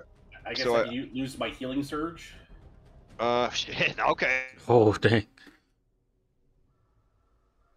Okay. So yeah, you take the shot, and you're trying to do a disarm. Yeah, he With has this? Yes. his thing is limb shot. You have to. It looks like you have to make a Constitution save or drop the thing Oh, that's okay. holding. So it would be 8 plus D8 plus my proficiency, I think is how the DCs work. Okay. This thing does not have a very good proficiency. So let's see. Oh, I got a 20 though. Got a 20. So 13, 15. Yeah, fuck. All right. All right.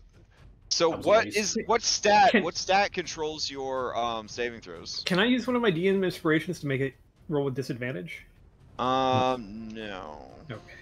Yeah.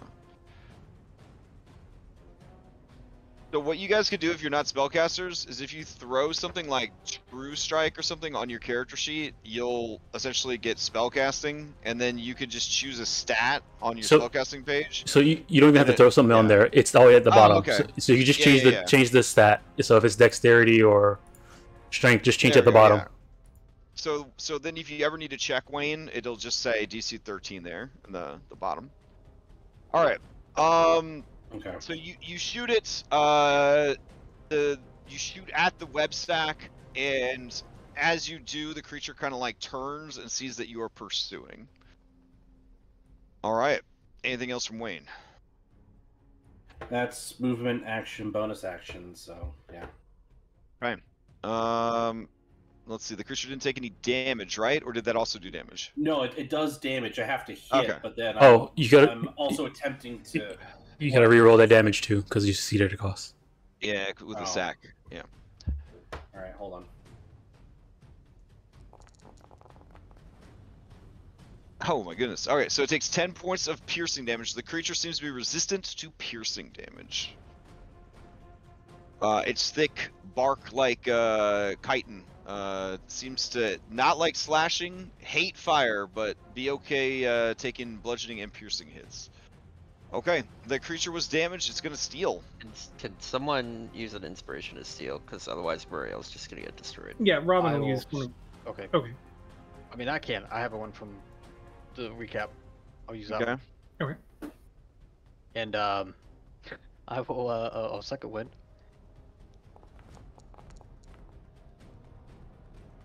You good second win. Yep. And then I'm gonna stop, drop, and roll. Put myself out. Oh boy.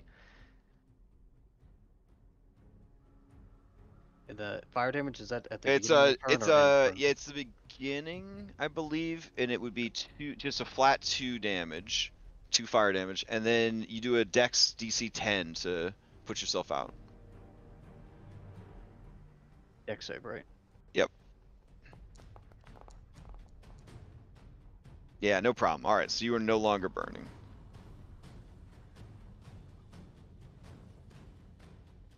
Right. Ez, you want it or should I go to Victor or Arena? I could take it. Range Yeah, options. I'll take it. I'll go Okay. for the charge. I'll pass it Ez then. All right, Ez is going to move and dash. All right. So it's right here. I'm going to bonus action rally Muriel. Okay. So she gets 15 temp. I'm going to pass to Anne. Okay. All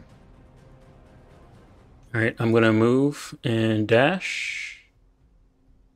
Ugh, god dang it. Okay.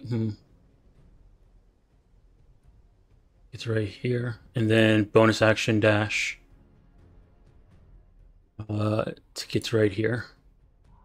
And then, yeah, that's it. Okay. I'll pass to, let me see here. I will pass to, I guess, Purple.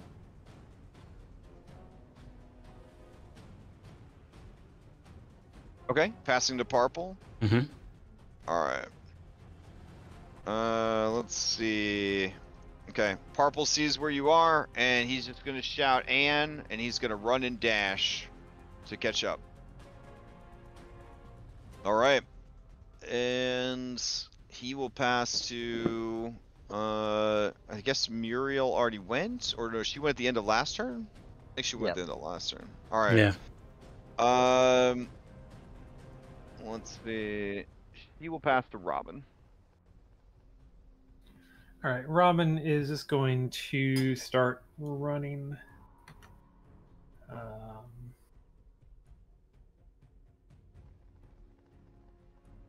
And get to here, it looks like. That's really all she can do this turn. Okay. She will, I think, I can move my Warden's Mark over to it. It's not going to actually do anything to it right now, but I'll go ahead and move my Warden's Mark over. Yeah. All right, Warden's Mark has been moved. All right. And I'll pass to Arena. All right. Let's see. All right, Arena is going to stand close to the fire, and like no, she really does. You know what? There's so many people over there. He's going to take a search action, so I will have her do a perception and an investigation. Okay.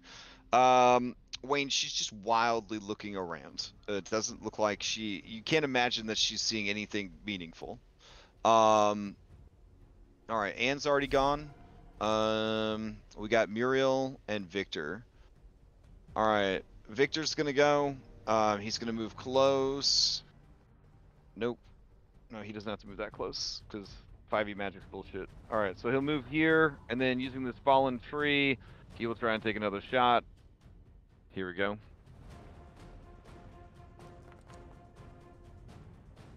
Ah, 15 is just shy of the mark. All right. He will pass to the creature. The creature looks around. It's in a target-rich environment. Muriel shouts at it loudly, trying to draw its attention to her.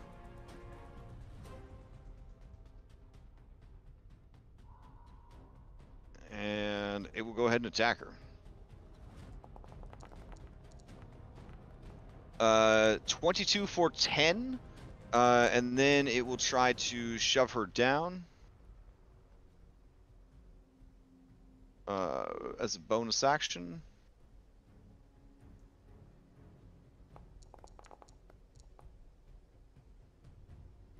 It does, and then it will try. Can you roll a 20? Yeah, that's just. Let's see. All right, here we go. Oh no. Oof. Okay, so it gets a boon. She causes a complication. Take cover. Nothing happens. You and up to 2 allies may use a reaction to take disengage. Hey, it actually came in handy. All right, it'll use its reaction to disengage. It's still committed to its multi-attack, which it has to finish. So we'll do a bite. I probably shouldn't have interrupted the multi-attack for the shove. I should have done the shove right away. Whatever. All right, it's gonna try and bite her. She's prone, so this will be with advantage. 15 is going to hit. She has to make a save.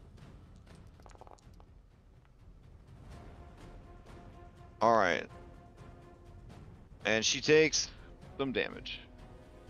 And And then the creature with the disengage, yeah, sure. It's going to, I guess, climbing on trees and whatnot, try to, you know, move away from you guys, but there's so many of you that it can only make it to about there with Henry. And then it will be Muriel's turn. All right, so she will move and bonus action dash behind it. And then with Anne for the flank, she will try and attack it. I guess she has to do half her move to stand up. So, would she still make it? No, probably not. She could probably just make it here. All right. And attack.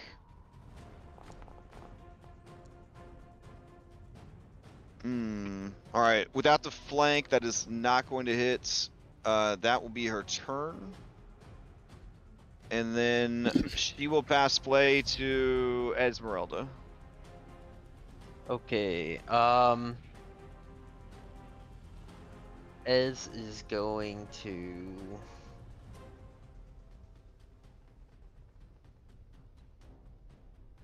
take a step back. Or she's gonna back up to here. And she's going to cast a Thorn Whip.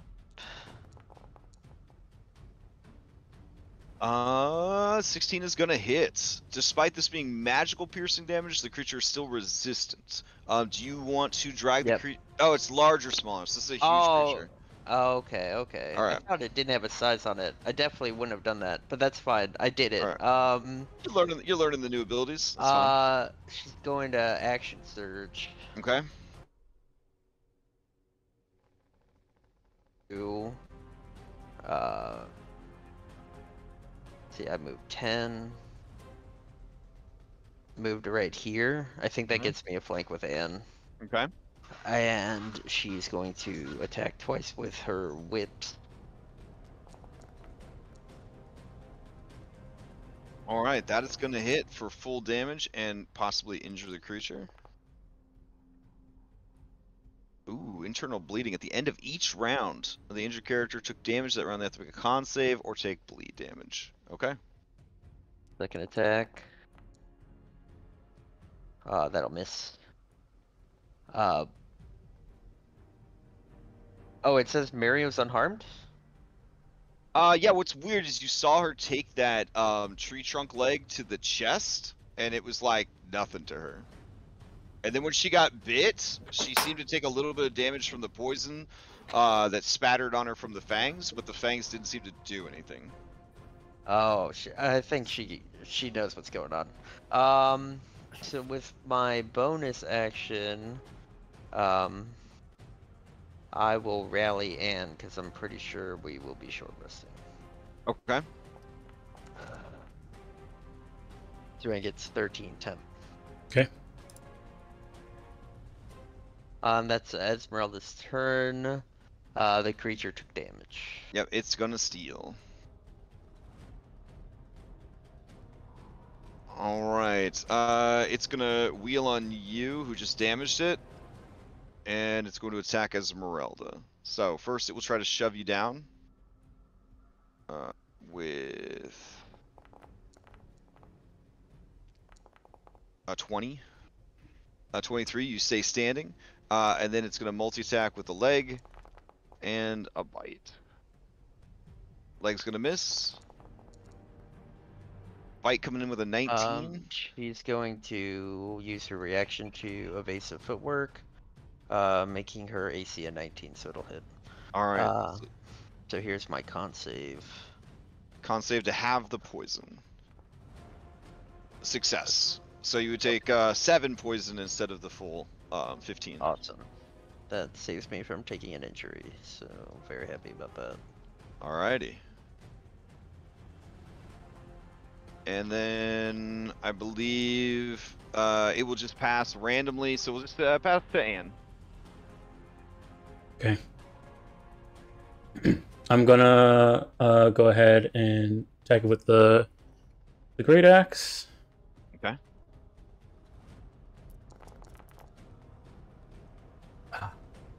Ooh, okay. Yeah, I'll succeed at cost. Okay.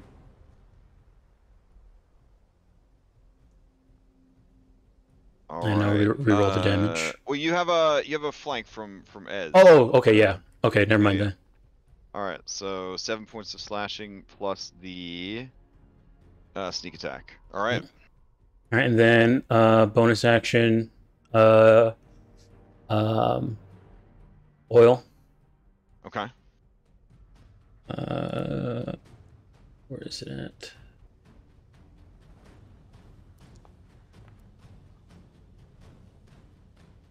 Okay. Let's see. Yeah. So, given the creature's going kind of more defensive here, as you go to like throw the oil on it, it's just moving about too much. It just would spatter on the ground. Okay. All right.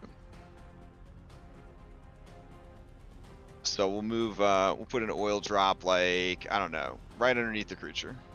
Okay. So it's right. It's right there. All right, and I want to kind of 5e shuffle like onto the other side of it, so that Okay. if it's gonna move, it's like gonna have to. like slightly off map kind of thing. Yeah. Okay. All right, that's fine. These little tiny Benios maps. Oh! There you go. I- And you're in the void. You're done. All right. Strahd Okay. has you now. Yeah. He returns her. He returns her. Okay. All right. Anything else, man? No, I'll pass to we'll pass to Robin. All right, Robin. All right. Robin is going to move There you go. 30 feet and get in range. So now, if this creature doesn't attack Robin, it'll have disadvantage. Okay.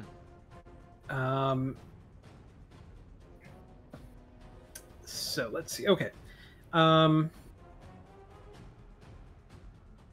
I hit it with the I need to remember to say this more often. But when I hit it with the sneak attack, can I mark it like regular mark?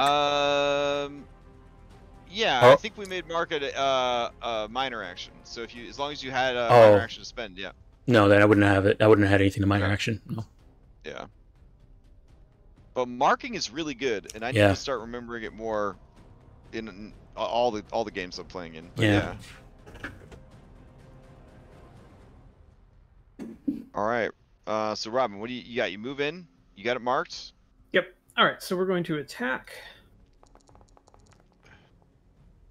with a 17 hitting for 12. That definitely hits. All right. And as part of all of this sucker of The stuff, creature is bloodied and can now dash as a bonus action.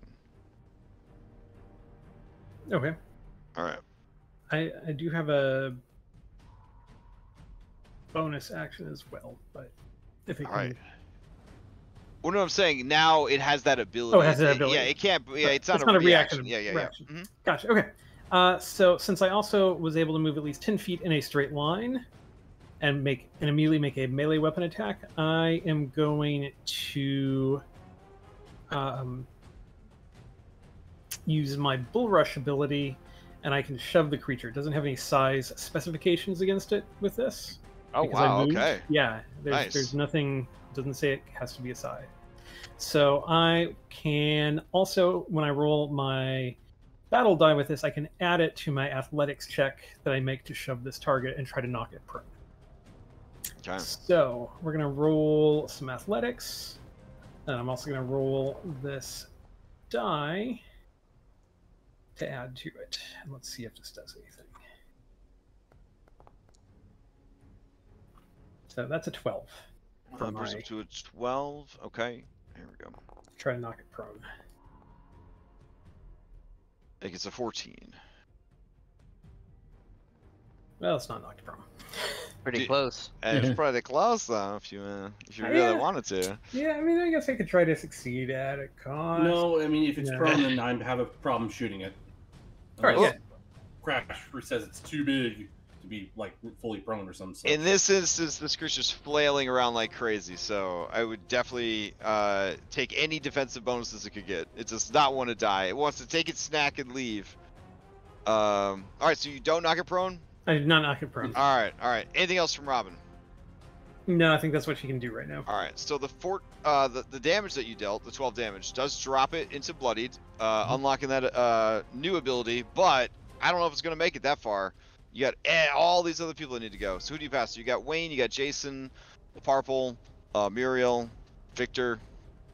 Let's pass over to Purple, I guess. All right. Parple will move next to Anne, and he will beat it 3 times with his club. It's a simple life, but an honorable one. I mean, I know we've been saying that like Purple is like trying to avoid, but like he's living a better life than he's ever had before. Like even with all the shit that's happening. He will then pass to Muriel. Muriel will let's see. I was remiss. She actually has a multi-attack. I will have her attack twice this time. So once and twice. This is with a flank from Anne and Purple. Jesus Christ, lady. So both miss. She's exposed. The creature does not have a no, it would have gotten its reaction. Yeah, it back. should have a reaction, yeah. All right. Well, But it's it will not have- going to have one anymore. And it will have disadvantage on this attack. All right, here we go. Oh my goodness. Everything's just sloppy everywhere. A random creature takes any damage this action would have caused. Oh no! Alright, Anne 1, Purple 2, Esmeralda 3, Muriel 4, Robin 5. Wait, And the Spider spider? 6? Spider 6? Yeah, sure. Let's do it. We're going for a 6. Oh, There- snap. Oh my god, he bit himself! So it chomps down hard on its own leg. It does not have any resistances to poison. And it's going to take half the piercing but the full poison and kill itself. And Muriel just like tosses like that one errant strand of hair to the side, like, yeah, bitch, that's how I do it. Warden disadvantage for the win. Very much so. All right. As the battle ends, she does look back at the burning spider, and she says, "That bonfire is burning bright. We've alerted everyone at Yester Hill of our location. We need to leave this area immediately, and/or put out the flames." If we leave the flames here, will that bring It people may, away yes. from the hill? It may draw a few scouting parties. How easily will they track us? And they are one with the land. They should be able to track us quite easily. Some of you, and she very quickly side-eyes Purple, are a bit clumsy and large. And some of us probably need to take a few minutes to bandage some wounds. Let's put the fire out. All right, I mean it's a wood-like spider the size of a fucking car that has 2 oil flasks on it. It is burning up good. Looking at it It'll again. last what, two rounds? Yes, the oil would last, but now the body itself is burning up real nice. Can I start snuffing it out with Druidcraft? It says a small Aw. campfire, but I'll keep trying. I'll keep trying. I don't think we have the time for it. You could definitely keep trying. Minutes keep begin to moving. pass by now that you're out of combat. Does anybody grab the sticky sleeping bag full of Henry? Wayne Yeah. will grab Henry and start dragging him. I imagine everyone will just stare at him. Oh as God, weak Wayne. attempt. Oh, it's real bad. Like he's heavy, and you're, it's Not rough. strong at all. Yeah. Yeah. Oh. The webbing is like sticky, so it's collecting all the leaves and rocks and pine cones and shit. Yeah. And it's gonna All go. take out her silver dagger and like just try and rip out one of this thing's eyes. Ooh. As you do, Muriel hisses and backs away. I mean, we've been holding silver great axes the entire time, so I know, but like out of combat. Now she has time to think about it, though. yeah. Yeah. All right. So, seeing her hiss and back up, I was like, okay, I'm gonna go and just try and rip out an eye as kind of like a trophy, just in case it might be useful. Then try and grab Henry and see if we can start moving away from here. Okay. I think our plan is get far enough away to where we can take a short rest. Okay. I would say about 10 minutes after leaving the scene, or 10 minutes after combat ends, you hear way off in the distance from Yester Hill a very faint and you are sure that the fire, the smoke has been spotted. So, whether or not that means they're going to come look, or they're just like, you know, alerting everyone that there is a fire, I mean, you do know that there's now activity there from that. As you guys continue to move off, if I could get a survival check from somebody, that would be great. If you do not have a survival check, Muriel will provide one for you.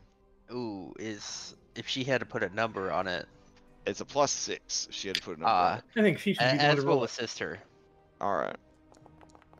Can Dunbar help? I mean, sure, yeah.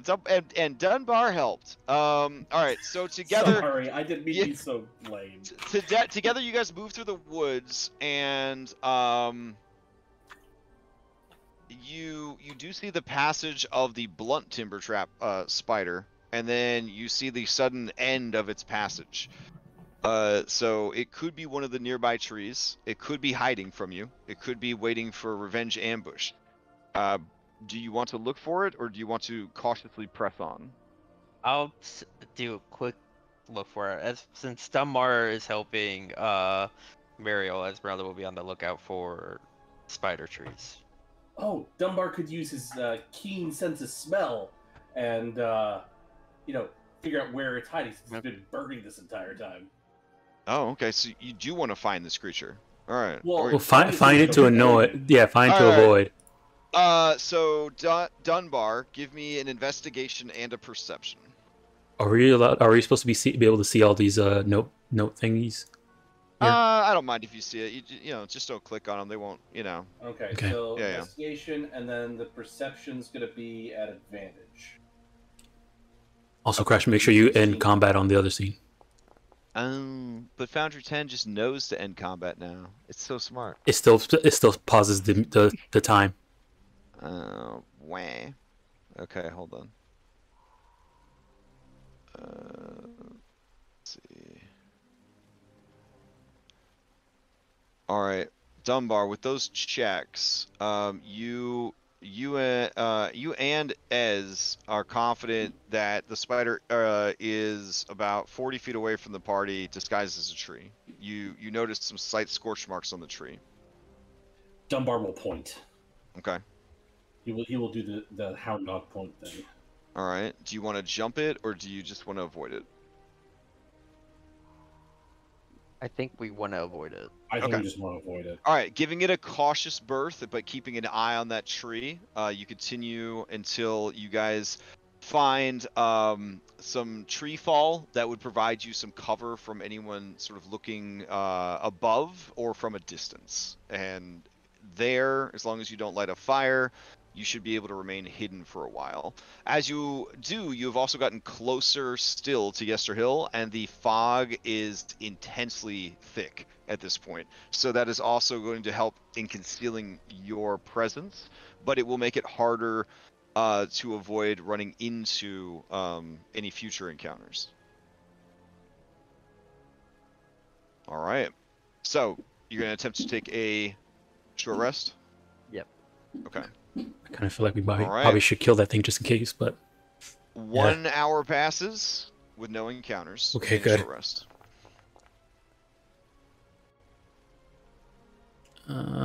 Actors...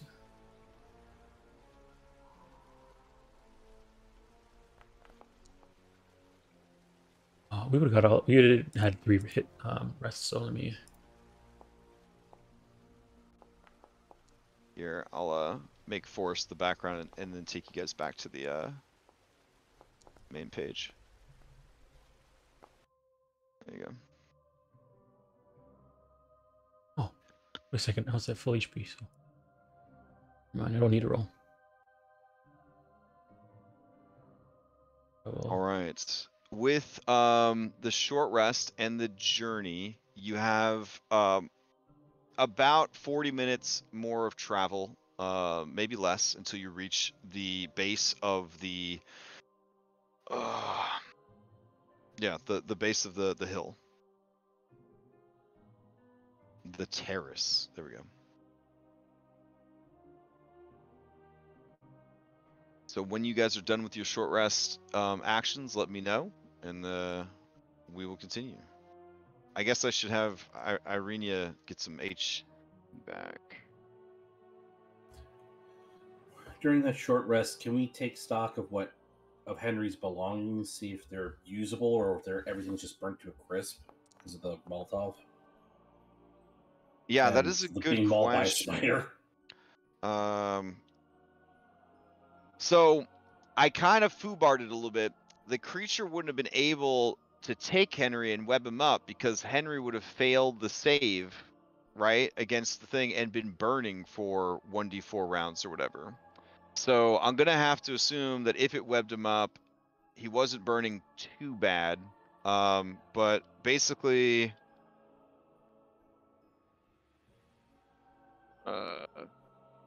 Also, if the bullets had all caught on fire, they would have started randomly shooting, right? And exploding? Yes, Yeah, they so would've. that would have been really, really bad. So I missed a cool opportunity to do some wild shit with you essentially setting a guy carrying a shitload of bullets on fire with a Molotov cocktail.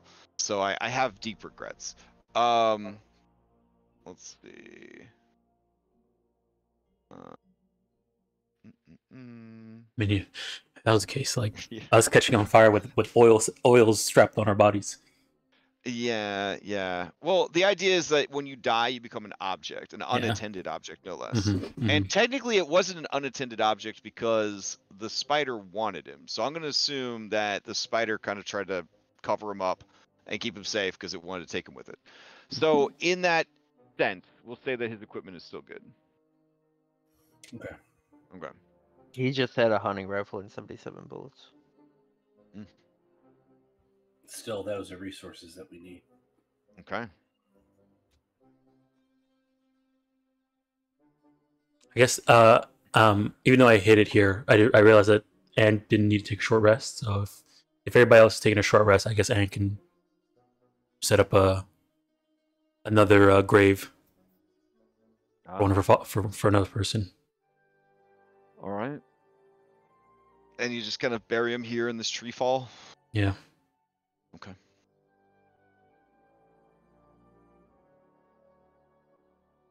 His endless packs of cigarettes, I'll leave on there with him. You're not gonna bring it back for Leo? No. Damn. Look, Leo's got like 5 suppliers in Valakai already, so Yeah, he's probably Then doing he's fine. indebted to all of them over.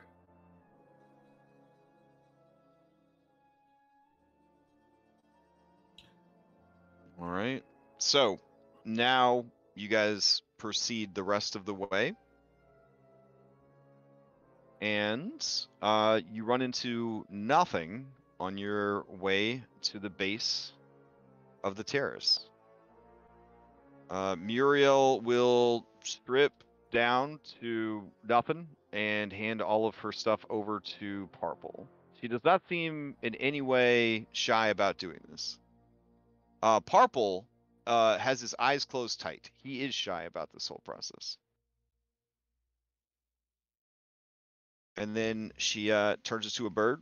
The process is bizarre to watch because she's a normal sized lady, and then she just sort of like shrinks and like into like almost like a meatball of flesh covered in feathers, and then the wings sort of like burst out of the meatball of flesh, and then a little head like an alien chest burster comes out of the little meatball and like lets out a painful scream, and then she shakes her whole like self, and then she's a raven.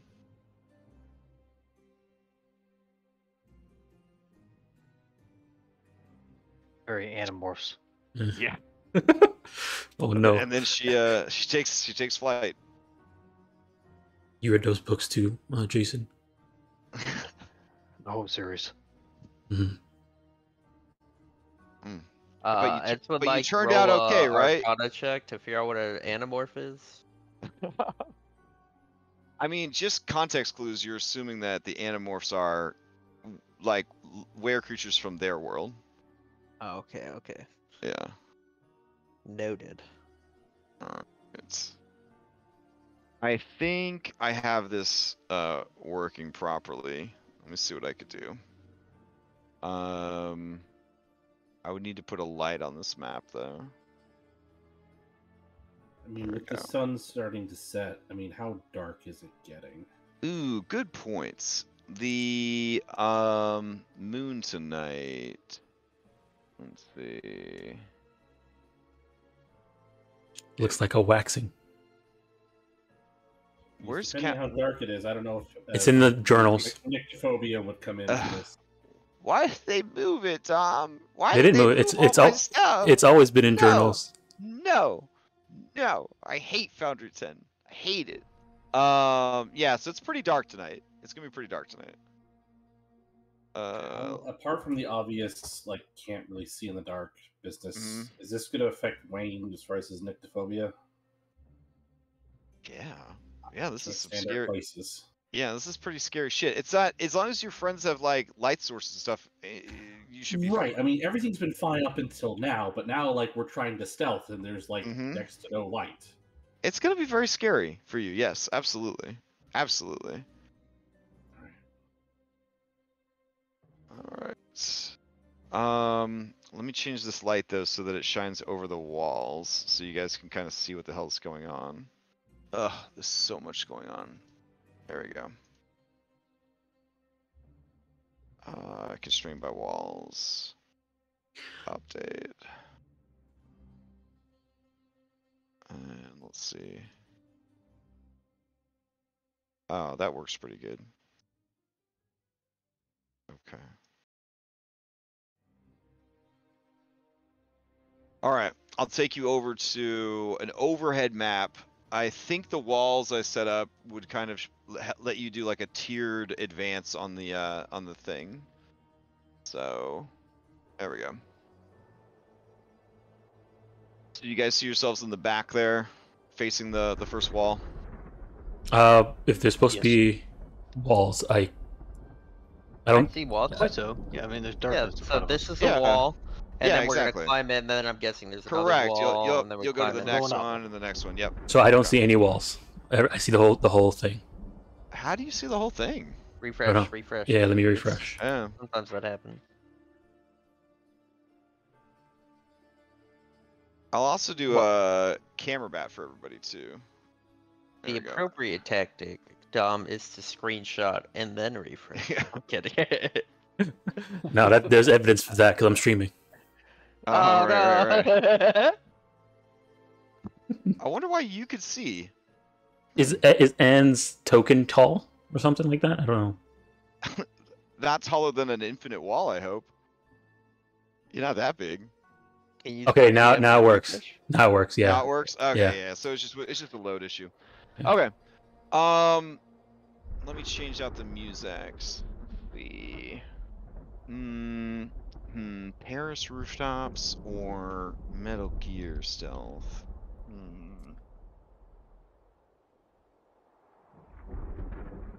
I would say Paris Rooftops until something bad happens. Okay. All right. Fair enough. Yeah, then we get the Metal Gear art. Mm-hmm. All right. The classic. Nothing sneaks like Paris Rooftops. Yep, nothing. One of the greatest songs ever made. Mm-hmm. Okay. So, per this Curse of Strahd Reloaded, let's make Yester Hill not another TPK fan project. There are rules for climbing up the back of the hill, so that's cool.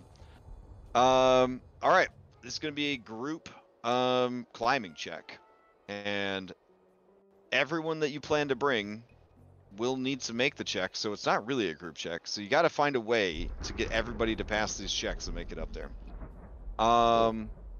So if a person fails, essentially, you would need to be able to like just haul them up. So if you've got like a good climber that's going to go up, Peaton the way, and then like pull the people that aren't good at climbing, you could certainly do that. If you fail the check, you will fall. It is a 100-foot climb, so we will determine with a D10 times 10 how high up you were when you failed the check. Just kind of if you're just raw dogging it, if you're just climbing the wall. So what are you guys doing to mitigate the dangers of climbing this wall? So I guess a combination of using the we already have we do have 10 pitons, regular pitons as well, and we also have the vine and the needles. I don't know if the needles are strong enough to be full on pitons to hold people's weight, but we can try that with a combination of like the regular ones. So how does climbing up, place the main piton, and then use the needles as extras on the way up? That sounds pretty good. So the first person will climb without advantage, and as long as they're successful, everyone else will have advantage. The DC is only a 12, because despite this being a vertical climb, there's a shitload of roots and vines and plant life and outcroppings of stone. It's like a wall climber's like wild dream. Like it's like they want you to climb this wall. Okay. And will volunteer to climb up first, but she looks. Yeah, Ez is fine with that. Do we want to do like a tie to each other situation?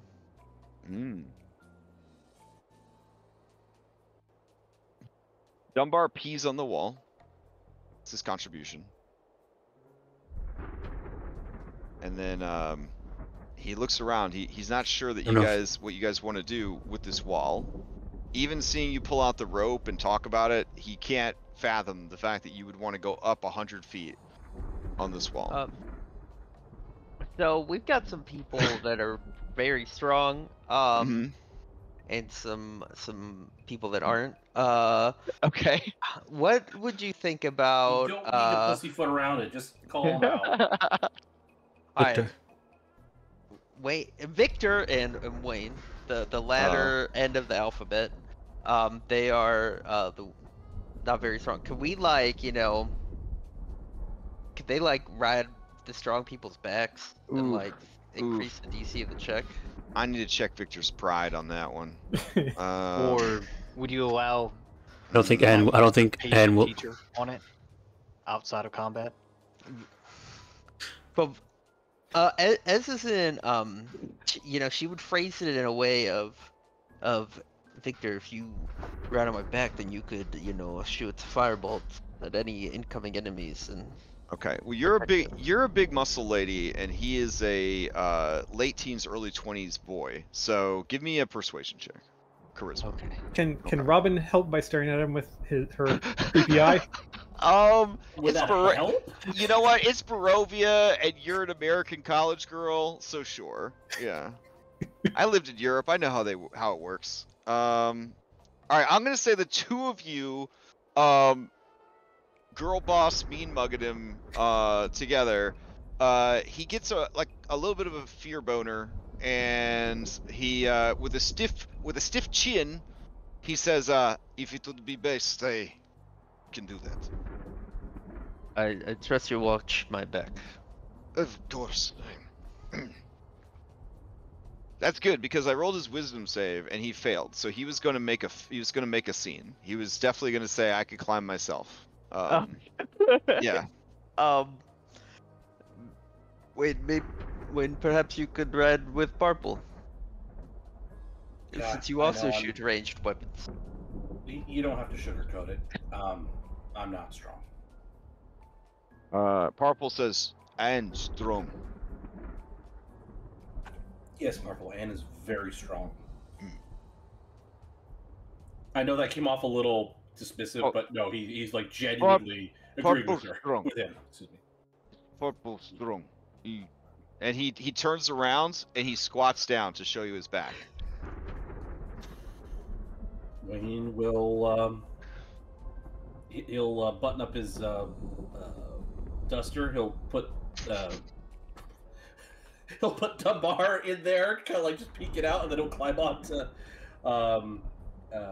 Purple's back.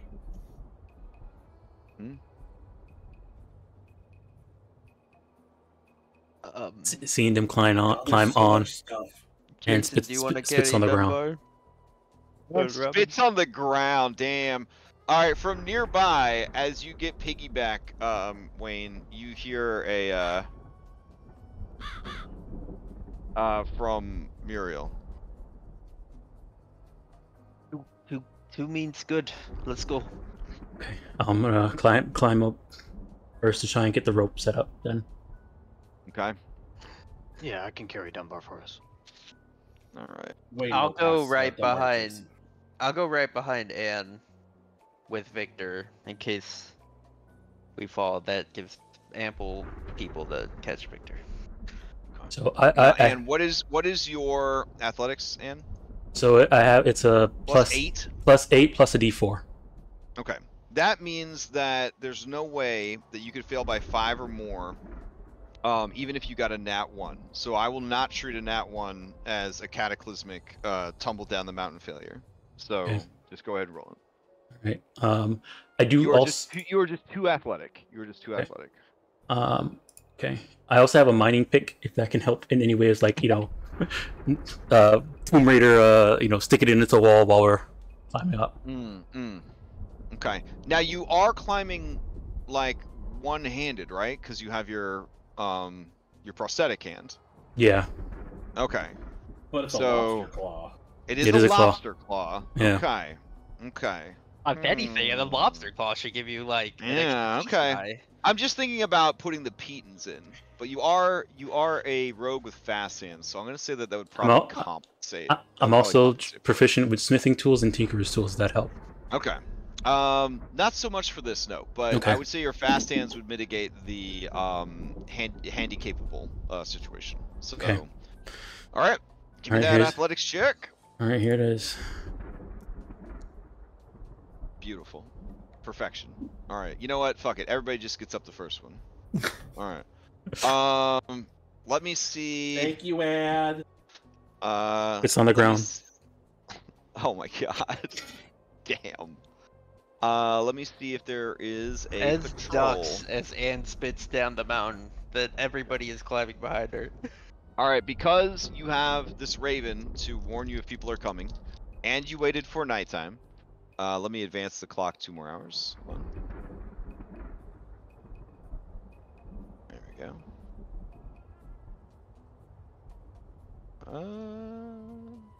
Why isn't time advancing?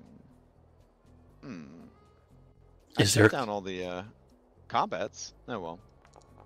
All right. Let's see. Oh shit. Okay. So even with taking the lowest number, you hear the 3 cause of it's dangerous.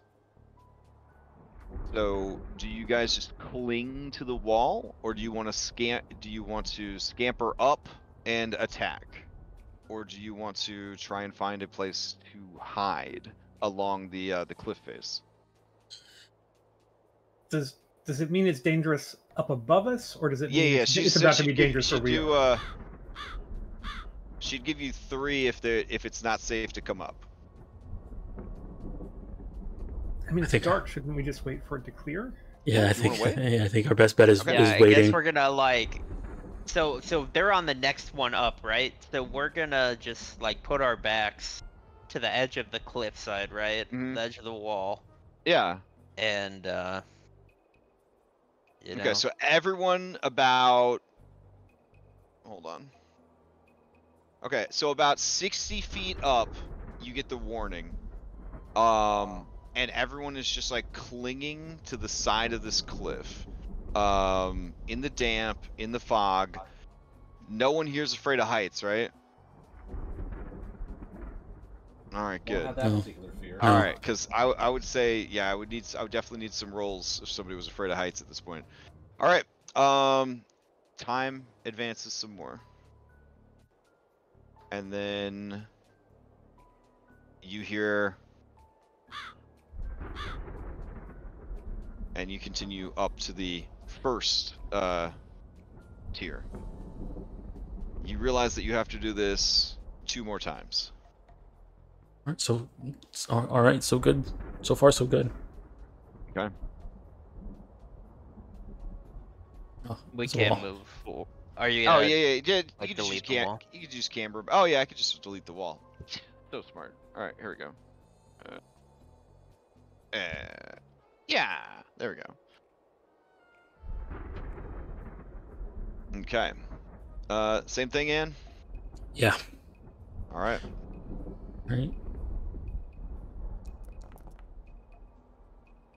16. Okay. All right. So now I will need everybody else to give me rolls. You have advantage. You need 12 or higher. I'll queue up all the NPCs. Let me start spending these items. And it has Now- the athletics, correct? Now I am gonna say that as since you have a passenger, Parple, since Parple has a passenger, you will have disadvantage with advantage, which will make it a straight roll. I'll succeed at a cost. Probably a good move. All right, so here's an out of combat sack for Ez. Misfortune. Okay. What did you say the DC was? 12. Okay. All right, and then I got to roll for Parple, athletics. No problem. And Irenia is going to do it all by herself. Here we go. Athletics. And I guess Jason would Nice. succeed at a cost since I have Dunbar. Oh, yeah, you are carrying a passenger. All right, here's your Zach. Oh. Oh.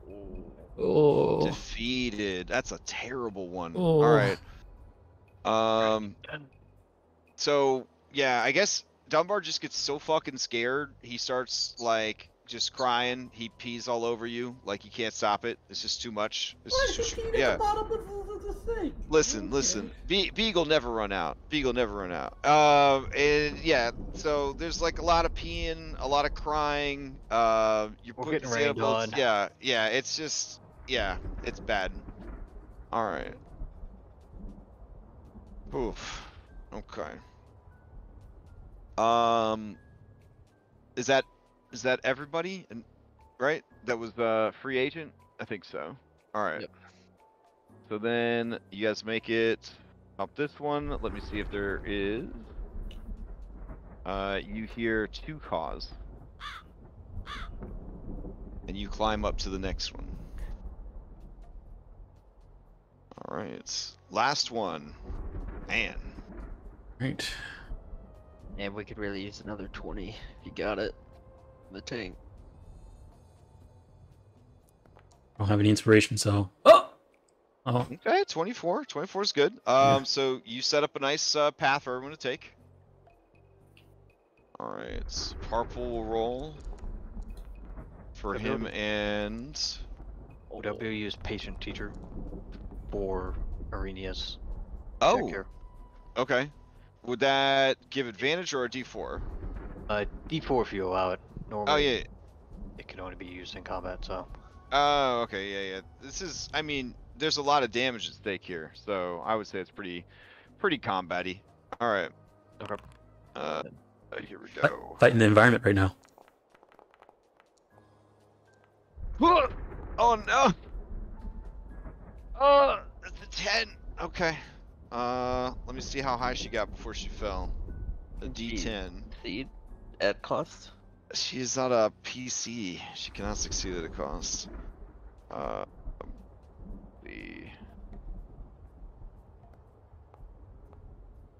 Oh God. All right. So as she is falling, is anybody want to try and grab her as she falls past? I definitely would attempt. If you attempt and it goes poorly, you may be dragged down also. But if you want to attempt, go ahead and give me an athletics to see if you could reach out and grab her. But somebody acts before me. I guess I don't know if I would be close to her since I was the first one that You're went. all the way at the top, yeah. Yeah. So you wouldn't. Yeah, it would have to be someone that was behind her. I don't think Robin can. She also rolled a 7. So. Oh shit. Okay. So Robin, you are also falling. Let's see where you are falling from. Because a 7, I can't succeed with a cost from a 7, right? No, I would just bring it up to a 10. Yeah. And then you need something else to boost it the other 2. All right. So Robin, you only fall 20 feet. Purple maybe could try. All right. Purple's got Wayne. So this will be a disadvantage, but yeah, he'll try to catch her. Sure. Can I try and help, but like counterbalancing, like shifting myself around on his back? You can give me an acrobatics, but if you fail, you'll make it worse. I mean, if he's rolling at disadvantage anyway, I might as well roll it because I'm already rolling at disadvantage because I'm defeated. All right. Yeah. Go for it. I mean, no guts, no glory. Oh, okay. Oh, all right. There you go. I'll succeed at a cost. Oh, okay. Please, God. All right. So, mishap. Any materials, tools, weapons, etc. used to achieve this goal are destroyed if no such materials. So, I guess it's good that this is the last one because at the end of this climb, those pitons and the vine ropes are just I'm from this. I don't think we're picking them back up as we go up. So yeah, they're just ruined. They're just ruined. So just delete all your pitons and vine ropes and all that jazz. We'll have to find a different way down. I need one more. I need a new roll from Robin. Yep. We'll say it's still an advantage, but you gotta get a 12. Do you want to sack or you want to fall and try again? Feature again. I'm not. Depends on how much you want to. I mean, if you want to use up the charges, I'll use them. Yeah. Okay. Then roll it. Well. Oh my God. That's 11. So you still need to sack. Okay. Do I have any features that would? Sorry, I'm looking to see if I have anything that would.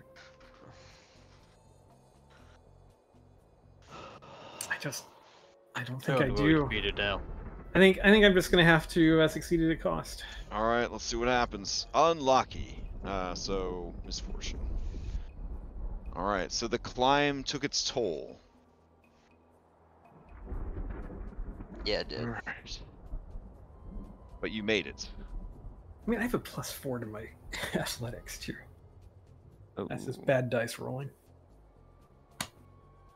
As you are climbing, you do see the opening to a cave on the back of the terrace. Do you want to check the cave out or just finish the climb and keep going? Looking above the cave, is this like below the tree? Well, this is you're way far back from the tree still. Yeah. This is literally like a cave that you see on like the cliff face. Is it in our path of climbing, or is it like would we have to go out of our way to get to it?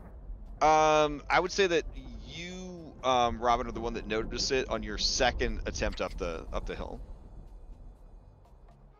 And it is it's a little bit down from the top of the cliff.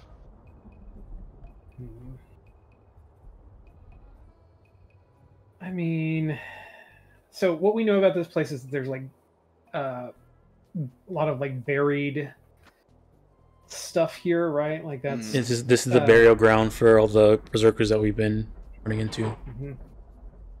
Bonnie.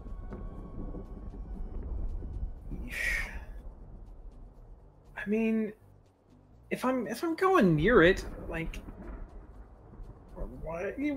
I mean, I don't have good vision on it. You don't have good vision at all because either that. Yeah. Fair. How far above me at this point would be Ez?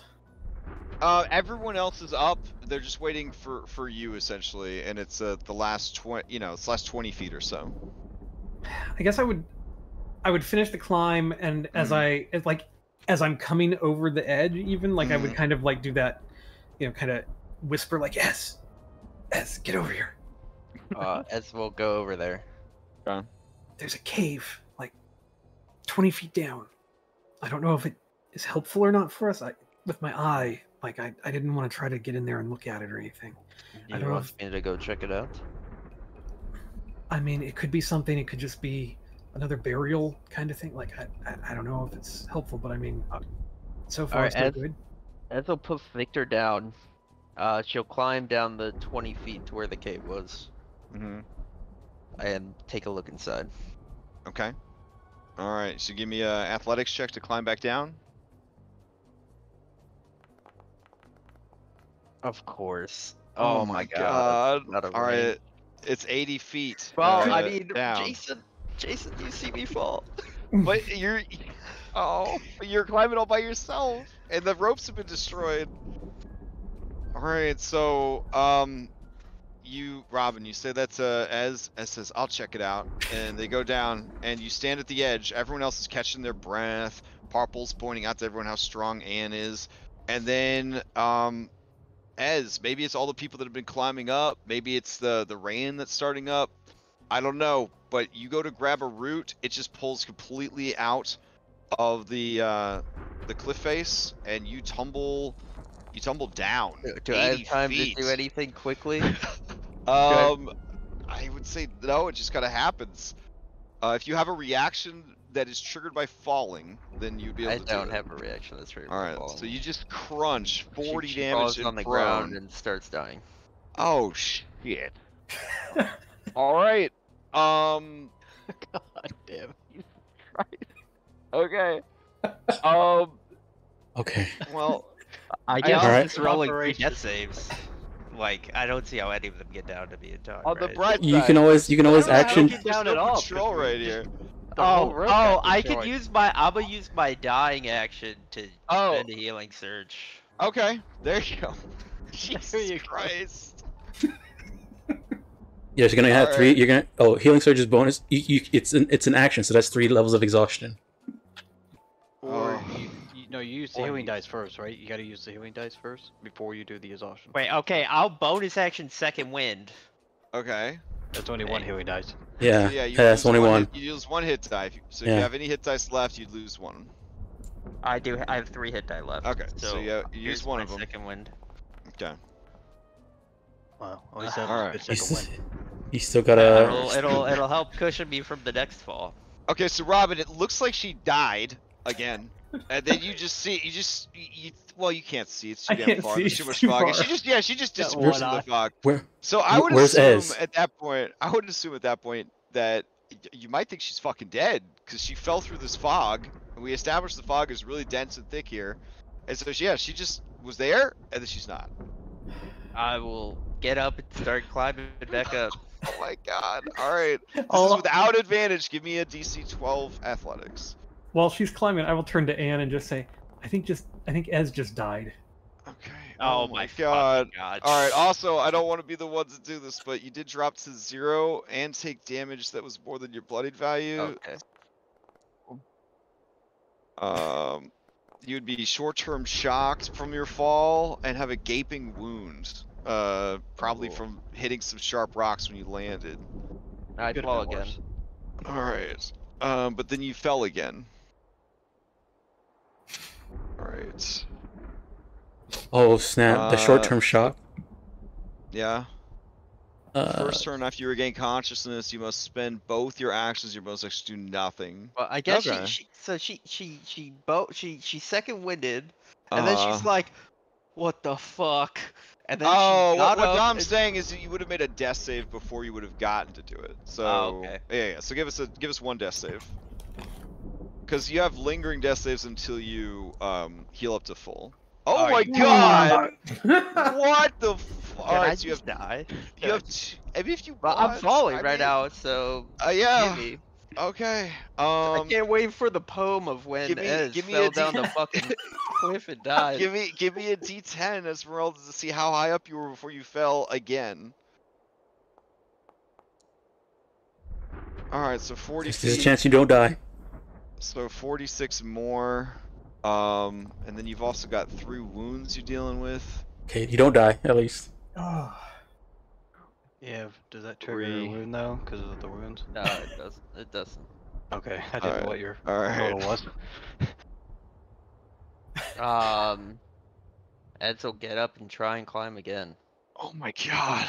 Alright. Well, I mean, What- what do you mean you Wait, just say? what's happening up top? I guess If that's a good Robin question. mentioned,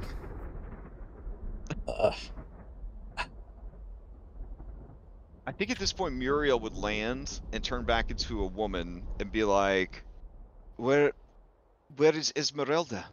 She fell. what? Well, What? you seem She pretty fell. nonchalant about it. I Your never friend got eaten by a spider, and now your other friend falls. You don't even. I literally just told. All right. And- She goes through painful meatball transformation. Yeah. Flies down. All And right. Anne's gonna start We have any climbing down. backup rope? Robin has 50 feet of hempen rope. We still have Okay, some we still have a good amount of vine rope left because so far we've Okay, used 200. I mean 100, 200. All right. And we Tie st- some we of that around you, and we'll hold up this end. I'm climbing up this damn cliff. While you're climbing up, Anne's climbing down to find you. Can you druid craft your way up the cliff somehow? Okay, well, hopefully it is. I don't fail because there's still a chance that can happen. All right. I think this is the music that I will play for You need this sequence. prestidigitation, that blood stain away. Yeah. Can we kind of help lower Anne so that she's like not just free falling her way down the. All right, yeah, let's slow things down. So the climb is described as taking only 5 minutes if you are competently doing it. So we'll say that she fell. Robin, you just stared with your one good eye into this dense fog. Maybe she went in the cave. Maybe she fell in the cave. Maybe she's okay. Who knows? And then there's thunder. The rain's starting up. You can't really hear. If she screamed or not. I don't know. So then, as you get up, 2 death saves on you, injured. You try to climb again. Your body is just ravaged from the last fall. You fall again, and then you pick yourself back up. At this point, a raven comes out of the mist, and Muriel transforms painfully into a human being, and says, "You're alive. Your allies are up top. They thought maybe you were dead. Oh, go tell them I'm alive and that I'll be there soon. Wait, maybe they can throw a rope down for you." I would take Mhm. it. You know, Okay. All right. She painfully transforms again, and she flies back up. All right. So she comes out. She transforms again, and she says, "She's alive. She will wait for you to throw rope." Oh, thank heavens. You're all right. Let me see. Okay, 20.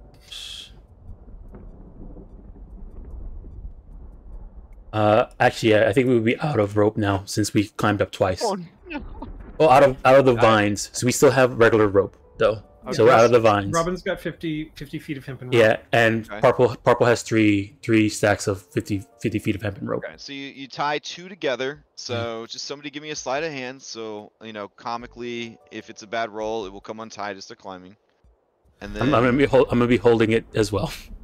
Does anybody Yeah, feel? but if it comes untied, Wayne is proficient in sleight of hand. Is anyone else? I can help you. All right. Like you'll Alright, do the working knot. together. I'll tie it tight. Okay. Damn, man. Way to just cast a little shade on the weak guy. Uh-huh. Okay. You feel, because Anne's so strong, that the knot should hold. All right. All right. And you know that without your help, this would have been a weak ass knot from a weak ass man. She looks at it and then nods because of her handiwork. Mm-hmm. All right, and then you just throw it off the Yeah. side. Mm-hmm. Okay. As you've been through enough, so we're not going to pull some bullshit like, hey, roll a dex save to avoid getting hit with the rope. But yeah, your perception's good enough. You hear the rope coming. You kind of move out of the way. All right. Now with the rope and Anne anchoring at the top, you have advantage to the check to climb up. That's what. Oh! All right. It is a long, arduous climb. Well, wait, I'm gonna look in the detour cave. do you detour for the cave? Yeah, I'm gonna look in the okay. cave, yeah. All right. What? The Yeah, cave. we might need it to rest. It's moving. The cave is dark, and it would require some squeezing for a medium creature to go in, but it would fit a medium creature if they wanted to do that really scary, claustrophobic, like belly crawl through opening. Sure. Oh Yeah. damn. Okay. All right. So as you start squeezing and crawling through, Are you still holding the rope while you're doing this? She is. She tied it to her belt. Okay. All right. So you as you head in, you hear the sound of dripping water from inside. You know that this is leading you into a cave with water features. All right. Knowledge check to know of any. Is it like it's more natural than like manipulated? Right. Thus far, yeah, it feels like this is a natural passage, but you know where it's leading, you're still not sure. I'll go further. Okay. All right. As you go further, you find yourself in looking down into a flooded cavern, and hold on a sec. It's gonna be water mimics. Oh my god! I mean, those are Why elementals? It's all right. Why not? I've got my backup character Henry. Oh. Oh, it's been a rough session. Here, I'll just take you over. This is what you see. Oh. Yeah, there's a spooky robe statue, and above the statue is a carving carved out of the natural stone of the hill of 3 sexy but spooky ladies. You are kind of up here a bit in like a natural sort of air duct or passage that, you know, has kind of formed over time. Okay, is there like a knowledge check to see if I recognize the statue, the spooky ladies, the sexy spooky ladies? It would be a history check. Okay. Okay. Not fully versed in the history of Barovia. You are not sure what you are looking at exactly, but you know that it must have some sort of historical or perhaps even religious significance to the people. You could try a follow-up religion check if you want, but the DC is going to be pretty damn high. Okay. I mean, maybe I'll roll 1 good dice tonight. So, you think that these 3 women that are depicted, they might be the 3 spirits of the land that were mentioned over the last couple of days that the ancient people worshipped. What's happening with me? Do I feel any kind of connection to them? Yes. As you kind of lay there in this tight space, kind of looking down into the room, and you study the features of these statues, you do start to feel sort of like this is actually a good place. Like, it's hard to say. There is a feeling in the air that at one time this was a good place, but that it has become desecrated and it needs to be restored and cared for, but that this is a place of power and a place of ritual. Okay, Ez is gonna untie the rope and climb down to the statue. Oh, okay. Oh, Shit. All right. so we feel the Anne feels the rope go limp. Okay. And then she's Alright. gonna kind of like pull it taut a bit to see if like, wait, what? All right. So you pull it, and it's just slack. I'll let everybody know. Did she fall again? What? I don't know. Oh, I guess Hey, I'll get over the edge to see if I see anything down there. Can you fly down and See, can you follow the rope down?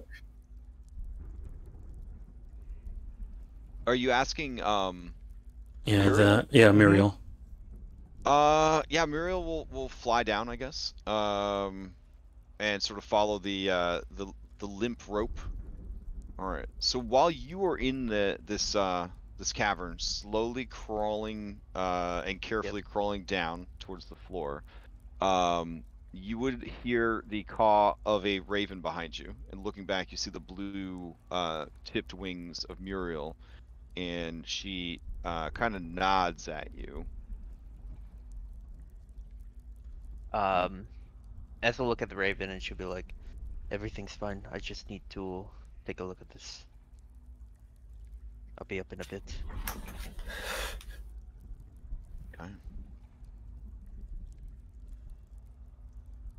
She does not leave because she seems to be staring with rapt attention at what is here and what you are looking at. All right.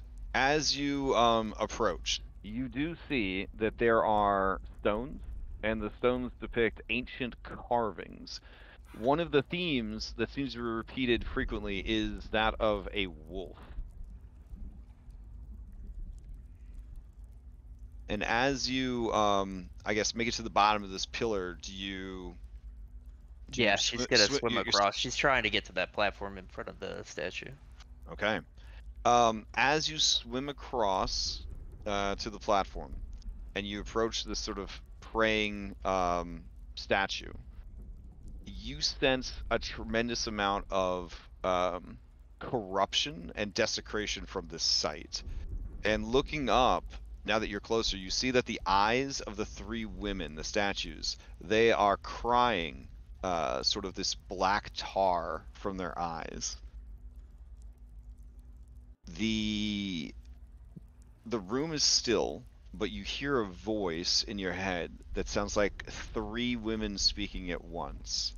And they say, "Champion, you have found the first of three. Each has been compromised, desecrated. Mark well this location. You must return here. You must undo what has been done. Reconsecrate this ground. Restore its power to us and the land. And take it from the invader. But, champion, you must tarry here no longer. For in a very short time, the Faithless will complete their dark ritual that is happening even now. At midnight, their ritual will be complete. Their creation will begin to stalk and hunt the land. Even now, the Dark Lord bears witness to their crimes against nature."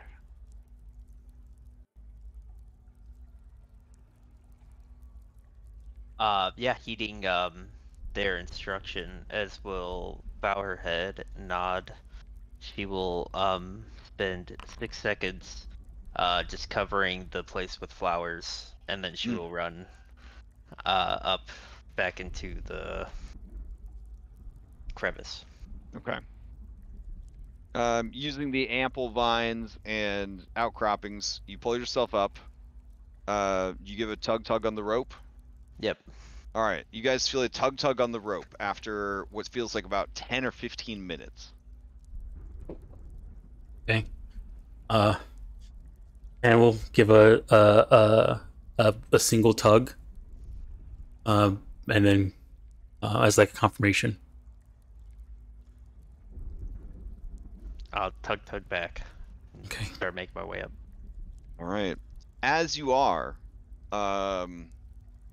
you hear shouting in Druidic.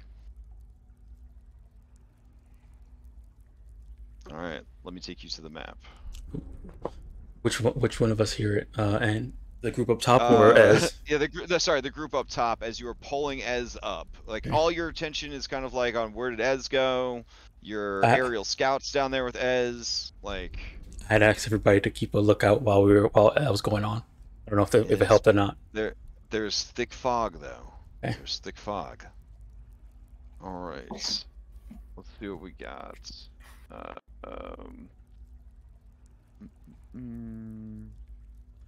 Can I healing surge to? Yeah, if you have it, yeah. I do. All right, this seems like a good enough map for it. All right. Robin should probably do a healing surge too.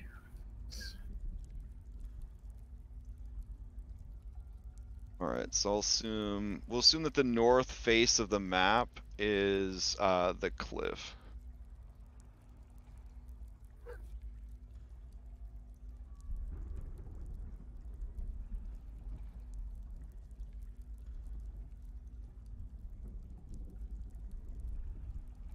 All right, let me grab the patrol. Let's see.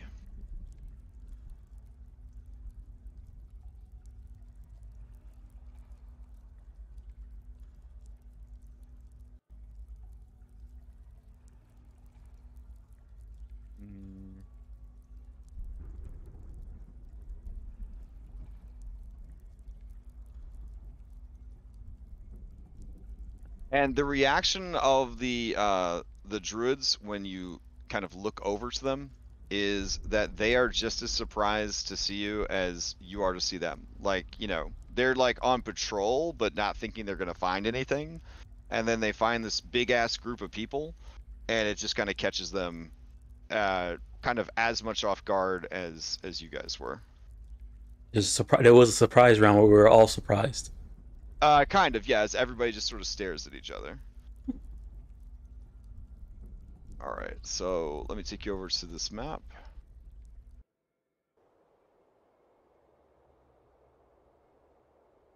Alright, is everybody able to see? Yep. Okay.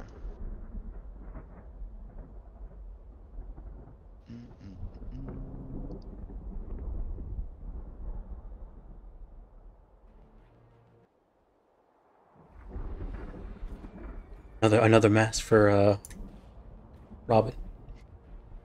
All right. It looks like three berserkers, a druid, and a scout.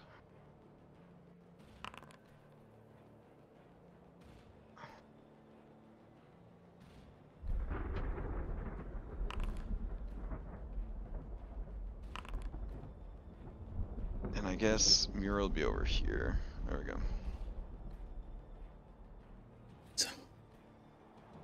So I guess I'm holding the rope right now for Ez.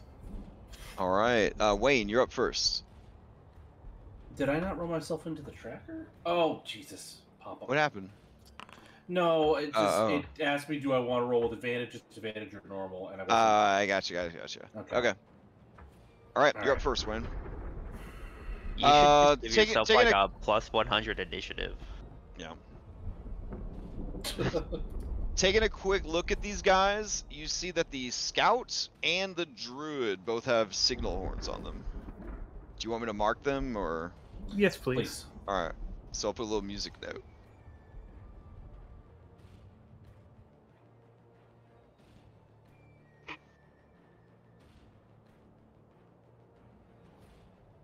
All right.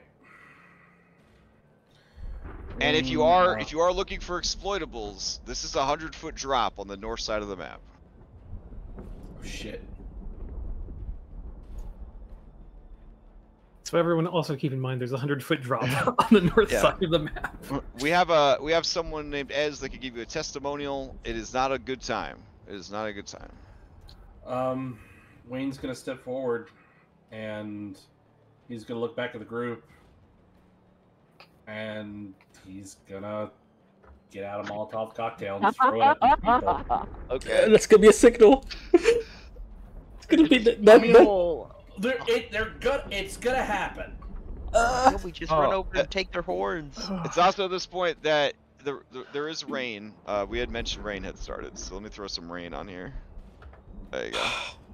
It's not like a rogue. Which is rain is good, so it might dampen some of the flames. Can you risk die shoot a horn out of their hand again, so they spend an action to pick it up or something? Well, they don't even have them in their hands yet. They just you see them dangling from their belts essentially. Is this the top level of the? Yes, you go rise? all the way at the top. Yep. Question. If they're just dangling from their belts, yeah, can I try a targeted shot on the horns to break them? Ooh, that sounds pretty cool. Yeah, I would allow that. All right. So targeting, their name's not popping up, but this druid first. Okay. Wayne's gonna pull his revolvers and he's going to aim at that one's horn. All right. So the one I've targeted. Okay. All right. I'm gonna give it the same AC that it would have. So you're trying to hit a 16. All right, 19's gonna hit. 11 damage on this horn. It shatters.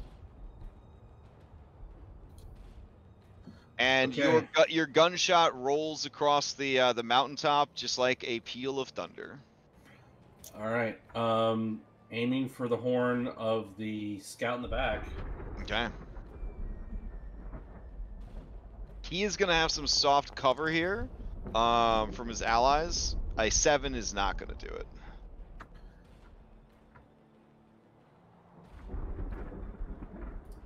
And there's shoot. But nobody's taking any damage, so you still control the initiative. That's to me so I can get up and in and can do stuff.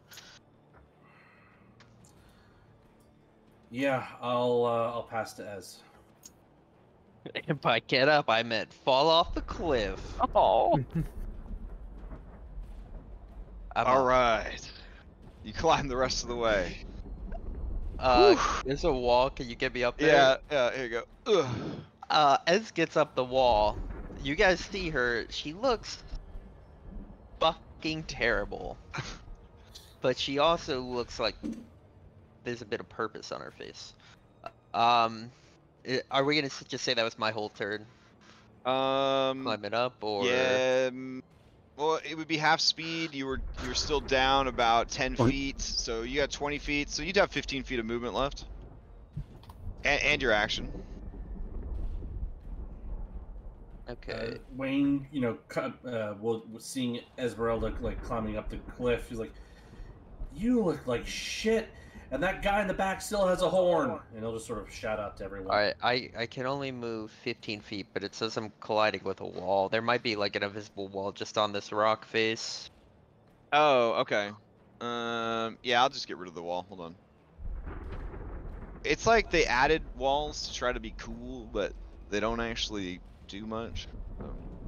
Alright, I can get it to there.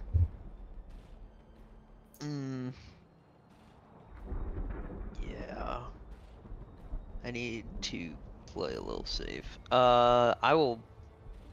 With my action, I'll bolster Anne. With my bonus action, I'll bolster Jason. Okay. I'll pass to Anne. Okay. Is this run involve falling off the cliff? That distance? No. I drew that white line to show you where the edge of the cliff is. Okay. Yep. All right. So, oof. That's probably one opportunity attack from the first berserker. So but yeah, okay, I'll go ahead and do this run. All right. Alright, so oh, sorry. Action, bonus action, dash. Okay. I mean, bonus action, move, and bonus action, dash. All right.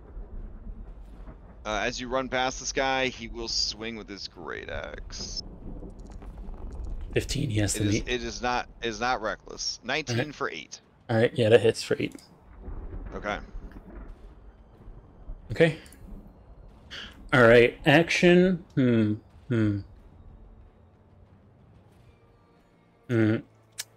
don't know if I should. There's nobody around here. I probably have a better chance of trying to grab the horn off. Would it be at athletics to grab the horn off of him? It would be athletics, or get this rogue sleight of hand. Ugh. To just pickpocket the horn off of him. Ugh. But yeah, Ugh. you could try to tear it off of him with an All right. athletics. All right. Lobster claw. All right. It's gonna do an acrobatics, I guess, to try and avoid. 16. 16 will do it. All right. You snatch the horn away. All right. Okay. So action. Now Anne has the horn. Mm-hmm. Throw it down the mountain. I will when I have more action economy. All right. So that was bonus action, action and movement. All right. I'll pass to we'll pass to we'll pass to Robin. Okay. All right. Robin, you're up. Robin's gonna move 30 feet this way.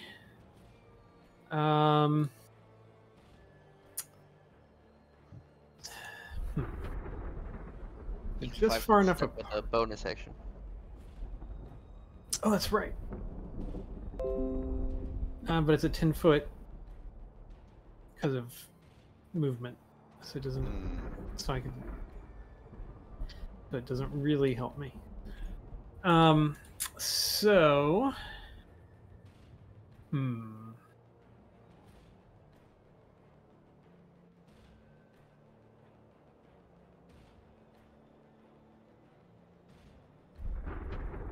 That one doesn't help me. Nope. I guess I will bonus action. And I will Warden's Mark. We'll just do this guy. All right. Get him set up, and then I will ready an action with my great axes to attack the first enemy that moves next to me. Okay. Who would you like to pass to? I guess let's go ahead and pass. Did these two not get into initiative? I can take it if you want. There we go. Sorry, who said a thing? Jason. Jason, yeah, I'll pass to Jason. That's what I was thinking. So.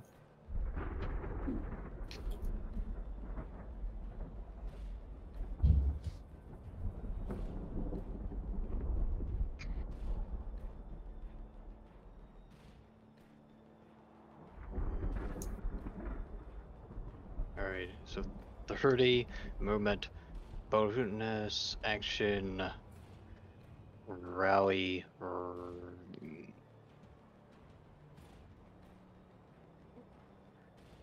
Yeah, we're gonna bonus action Robin.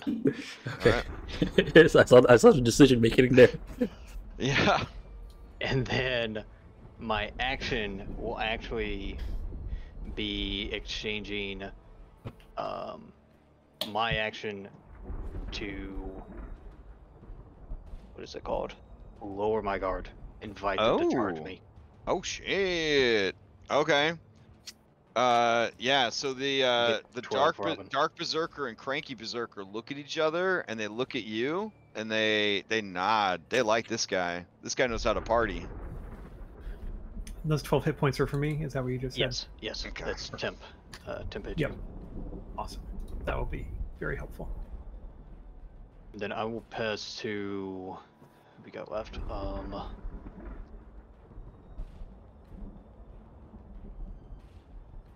We still don't have Aaron, right? Are we in? I already went. Huh? Maybe. Okay, you Yeah. already went. Okay. Yeah, NRV. Sorry. We'll go to- Yeah. And Ez already went, and you already went. So you're pretty much on NPCs. And sorry, I'm reading ahead at the same time. yeah. Yeah. So you got Purple, Irenia, Victor, and then all them bad guys. Yeah, I'm actually gonna pass to the bad guys. Oh shit. Okay. The one in the armor right in front of us. That's All right. marked. Sure. She will move to here. I will attack Surround her. herself with as many bad guys as possible, or good guys, I guess. All right. A 5 is not gonna hit as you swing on her. She gets into place, and since she needs to target you, she will. But then she will use cleave to also target Jason. So she's gonna do a reckless cleave with the great axe. They're not adjacent targets. Let's see. Oh, right. I thought it had to be that are within reach to adjacent targets. They're adjacent to her. Yeah, they're adjacent to her. Oh, I thought the targets needed to be adjacent. My bad. Yeah, but the attack against Jason will be with disadvantage. Okay. Plus advantage from the Yeah. making himself vulnerable. Oh, that's true. So straight. And the reckless, so it's a straight attack. Yeah. All right. So yeah, that's gonna hit. All right. So 19 for 9.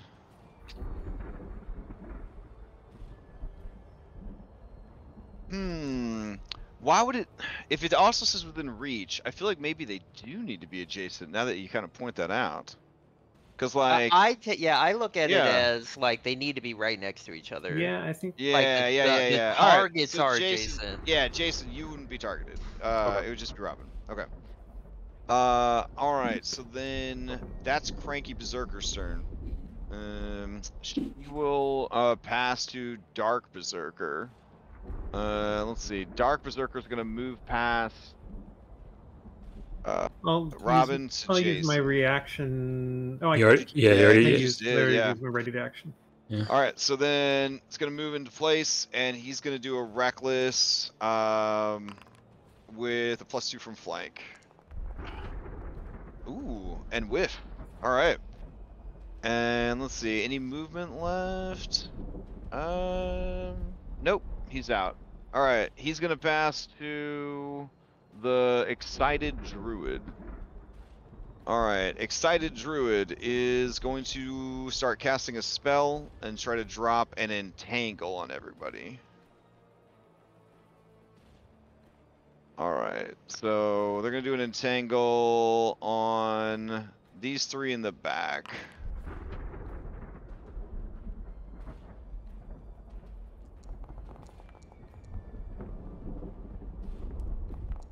That's at disadvantage for me, so just 15. Okay. That's more than enough. This is low-level druids. Let's see.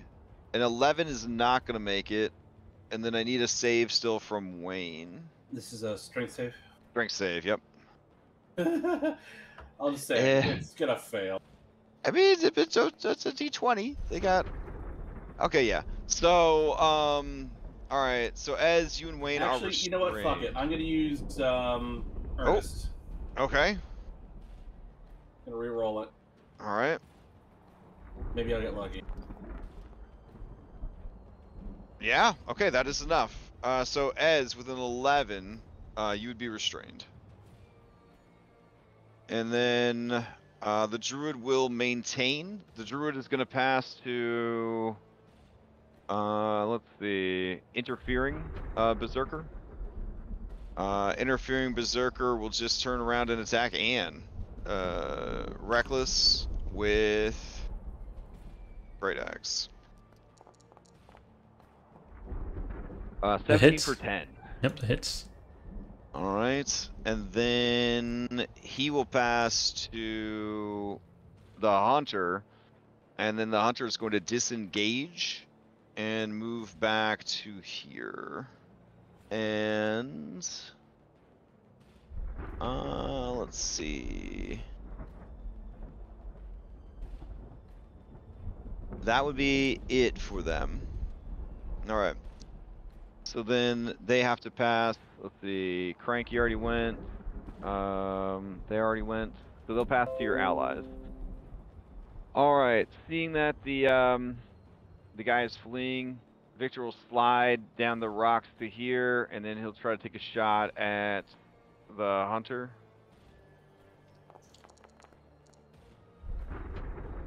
Uh, 13 is going to hit for 2. Does it look like he's fleeing, or does it look like he's trying to get distance to start shooting?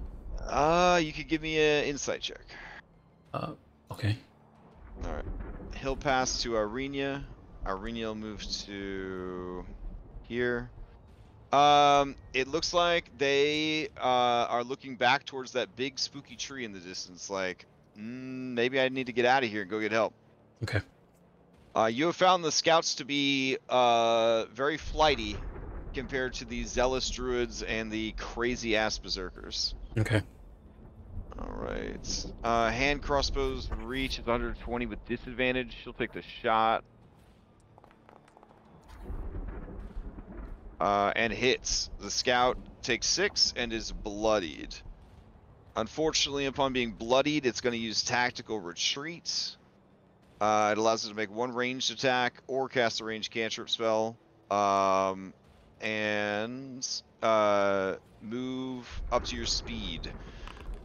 So yeah, they're going to start to move off map. So I'll just designate it by them just moving here to this path, I guess. And then as they're fleeing, they will take a shot at Irenia in response. Oof. God damn. Dang it, Irenia. She takes 18 points of damage, which is enough for 2 injuries. Jesus Christ. Okay. Bumps and bruises and short-term shock. What? All right. Oh, I was about to say, like, what is it with eyes?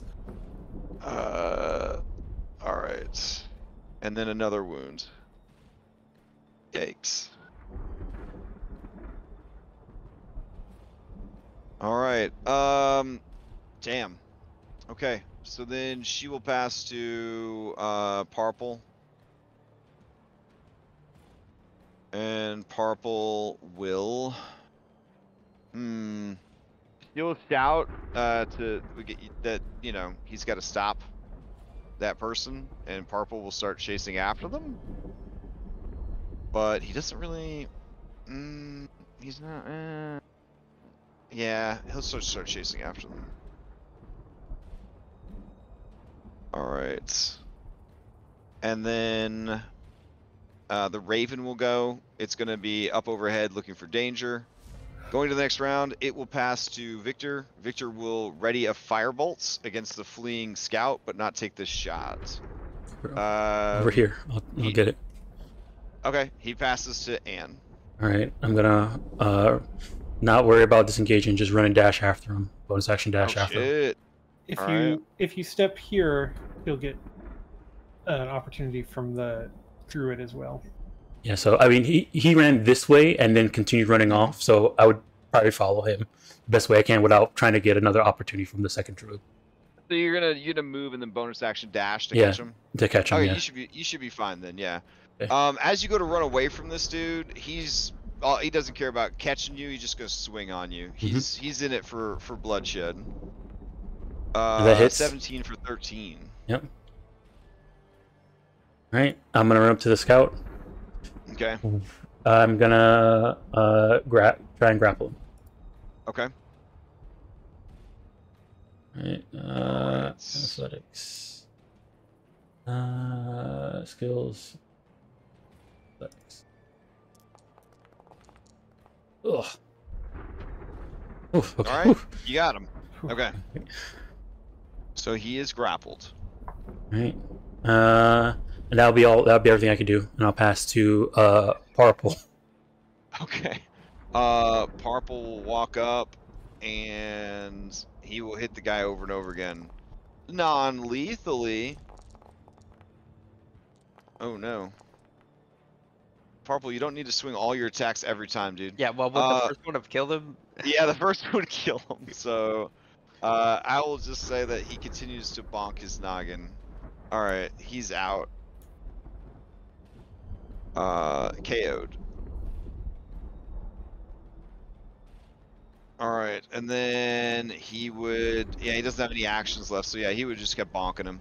All right, then I guess he'll bonus action 5-foot step that way. All right. Damn. Victor's still holding this firebolt, but doesn't have anybody to shoot it at now. Purple will pass to Robin. There's a couple people around here from the, you know. Yeah, but it was a called shot that he was holding. Okay. Yeah. All right, Robin. Since this guy is in her range already, he's already marked. Mm-hmm. She's going to go ahead and throw Warden's Grasp on him as well. Okay. That's her bonus action, I believe. Nice. So he cannot move now, and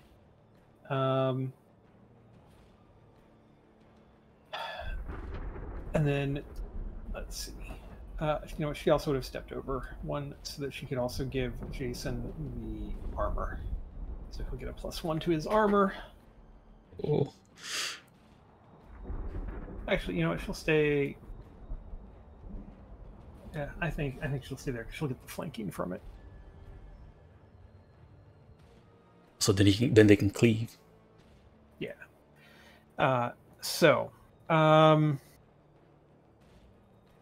Let's see. She's just going to attack this guy with the great axe, I think. Advantage 14 is going to hit. All right. So 8 points of damage against him.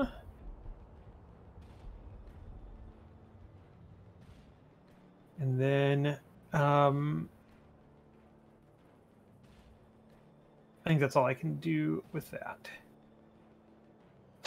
So she will pass. You know what? Let's go ahead and pass to Jason. All right. Let's see. Cranky's gonna steal, having taken some damage. They will just give back what they got. So they'll continue to be reckless and just cleave. And miss. All right. In control of the initiative, they will pass to Interfering Berserker. Interfering Berserker is going to... Can't reach Anne, so I guess they will just run over to attack Robin. This is with a +2. They will go reckless and cleave. Not cleave. Well, they're cleaving in their heart. A 23 for 9. Or a 25 for 9. There's like a random squirrel next by that gets cleaved whenever they get hit. Exactly. All right, and then they will pass to Dark Berserker. Dark Berserker, pretty happy with where they're at. Oh wait, are there 2 kids standing right next to each other, adjacent? They're gonna walk away from you, Jason. I'll take my opportunity. All right. Attack. You can grab him. Do you want to try to grab them? Sure, I'll attempt to grapple him. This is Okay. an advantage system. Oh, alright. Oh, 10. 10. Alright, so yeah, you go to grab for him. He just walks away from you. Calmly gets to here. Screams like a crazy person, and then he's gonna cleave these 2 fine kids. Oh! 17 though. Alright, Victor's gonna throw up a shield and burn a spell slot. Would Victor release that oh no, I guess yeah. No, keep the shield. Do the shield. Yeah, it's fine. Yeah. Don't release that radioactive. And then Irina's gonna drop from the 10 damage. Another injury. And get another injury. Tremors. Ranged attack rolls are made at disadvantage, and every time you use an item held in your hands, make an attack with make a con save on a failure. You drop the item after completing the action. Pretty Oh bad my for a crossbow God. person. I remember the discussion of whether or not you should leave her at the winery. Yeah. All right. Irenia's gonna steal. So you guys know. They're gonna pass to. I think they're out of bad guys. Nope, it's the druid's turn. All right. Let's see. Druid sees this lady down on the ground. Sees that Parple's kind of a mess. He's gonna actually start hoofing it. So he's gonna move and dash, start running away. All right, it's gonna pass to Wayne. All right, so Wayne, not restrained but difficult terrain, in that pink square. So what do you got? Trying to figure out how far away that druid is from me. You mouse over him, it should tell you how far away he is. Yeah, while you're selected, if you mouse over him, it'll say 115 feet, 105 feet. 105 feet. Don't think I'm gonna be able to get close enough. Now, having fought these druids, you know that they don't have nearly as much health as the berserkers, but they do have a steady, like, 16 armor class from their bark skin. Yeah.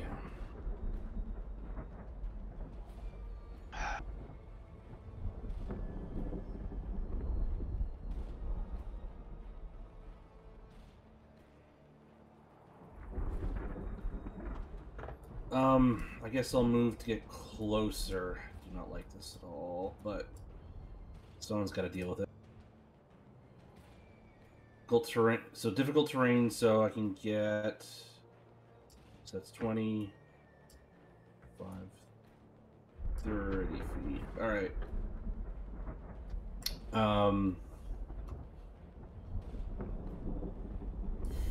I'm going to use steady aim.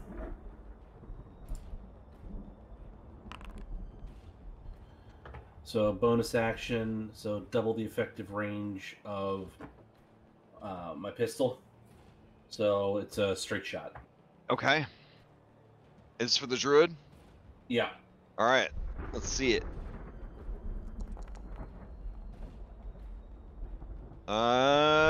Straight shot is a 14. 14 is not gonna hit the enhanced armor of this. I'll succeed at a cost. Oh shit. Okay. Give me fresh damage though. Oh man, dang. So 14 damage. 14 damage. All right. They are bloodied and have to make a save against the entangle. And they critically fail, so that will end the entangle. And... Oh, try again. Reroll the die that missed this. Oh my. Alright. Maybe they didn't lose the entangle. Nope, they lost the entangle. Okay. Roller coaster. Alright, is there a bloodied reaction? Let me see. Yeah, I remember them having one. I think they can cast spells in bonus action. Yeah, they can melee attack as a bonus action whenever they cast a spell. Alright, cool. Then, anything else from Wayne? No, that's movement, action, bonus action. I'm assuming the druid already went. Yep. So I will pass to Over here. Oh no, already. No, never mind. Never mind. We're still in the same round. Never mind. I can't. Yeah. It's just purple as. I think Jason still needs to go. Jason needs to go. Yeah, me. If this you are not restrained, by the way. If this is the same round that I did, Purple is already gone because he's the one who bashed him on my turn when I grabbed him. Oh, okay. Then Purple's gone. All right. Okay. I'm confident Anne will be able to take care of the druid. I'm going to make 2 attacks of this berserker.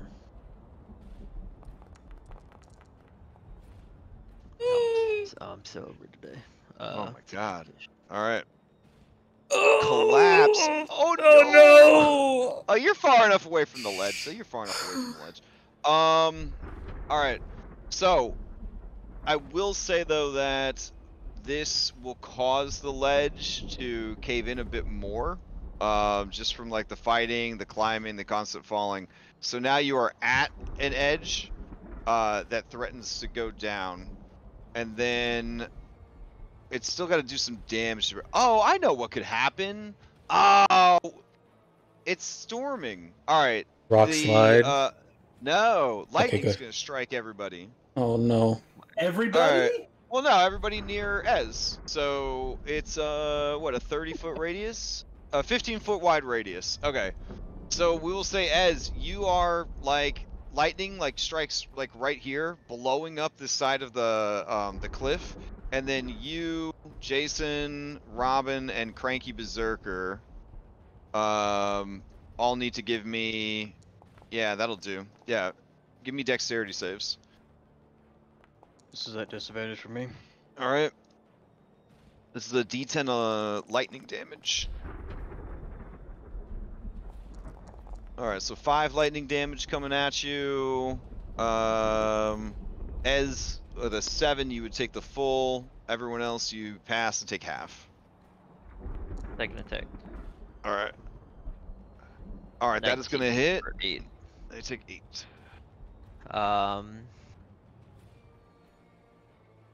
Bonus action. I'm gonna. Yeah, I'm a rally. Robin. 16 temp on Robin. It's my turn. Okay. Much appreciated. I will pass to Anne. This Anne's you got Raven, Jason, and Irenia.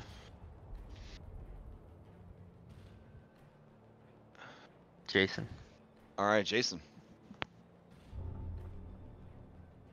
All right, I'm gonna rally Arena. Okay. I'm gonna. You see her hand. You see her hand twitch, and then she makes like a little thumbs up. I guess that's 30 there.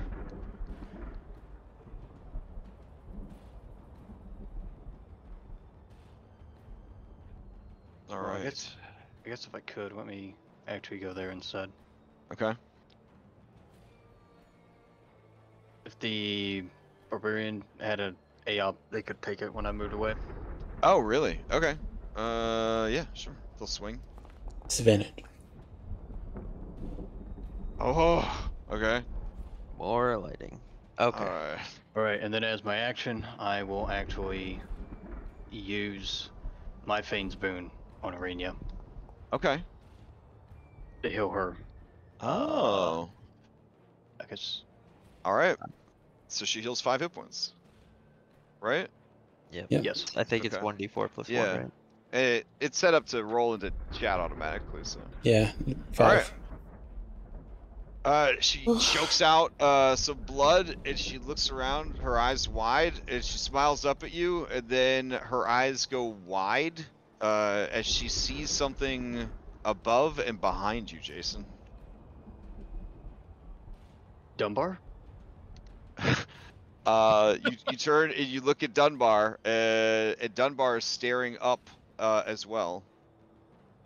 If he looking at that? if it's one of those missed things again. All right, so as you stare and look up, you hear a horse. And you see a horse in the air.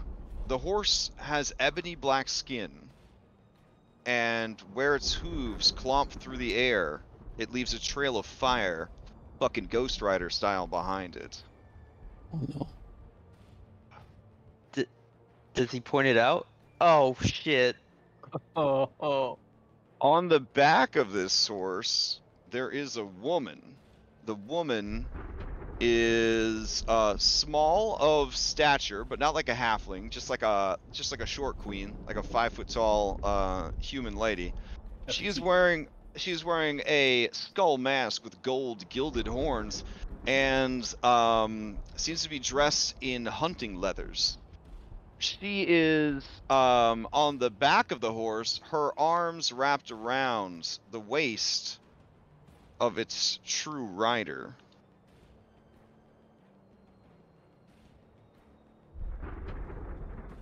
Oops. Hold on. Thank you, Foundry, for randomly spitting out the wrong fucking miniature. There we go. This guy.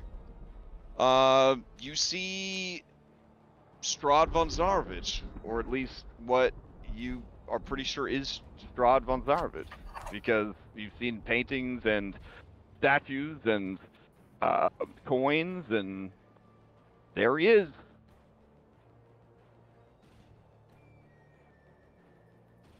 Jason, what do you do? They are about 50 feet up. I guess I'll call out that we have an observer. I mean, hopefully And that's I'll all it is. mention behind us towards the mountain. Yeah, otherwise there ain't nothing I can do to him. Okay. I'll pass to the Raven. Barrel. All right. The Raven flies into this tree and tries to use a stealth action. And with that, I'll have them roll into initiative, and that's where we'll end the session.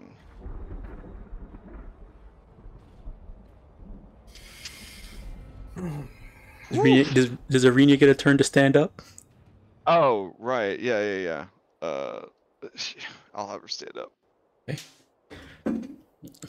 She's got her action. She shoots Strahd. Disengage and get away from the berserker. Yeah, she'll stand, disengage, and move towards Wayne. But not next to him. Not next to him. You oh, learned. Yeah. Only you learned, 15 feet. Irene. Only 15 feet. All right, there we go. So not too far. Oh. Fuck. And that's where we'll leave off. Hmm. All right.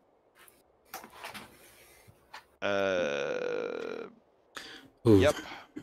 Well, now we just need Victor to shoot Strahd once and we win, I think, right? That's the secret weapon. Yeah. Wow. Okay. Oof. So, there's still a lot more Yester Hill. Okay. All right. Maybe he's just driving by. Yeah. And rolling into initiative, driving by. Yeah, Well, just no, the Raven yeah. and was rolling into initiative, right? The who? Was it all three of them, or no, just? they are at initiative. Yeah, all three of them. Well, maybe he's Here to steal my dog. Oh, hold on. Are they red? Yeah, they're red. a pep talk. I mean, the Raven's red too. I when I'm making stuff, I don't pay attention to this shit, unfortunately. So it definitely keeps it Spicy. Yeah, whether something is actually there or not. Okay, so we'll continue this next week. Quick announcements. Are we doing a vodcast tomorrow, Tom? You got anything going on? I don't. Actually, I do have something going on. I'm going to a wake. So.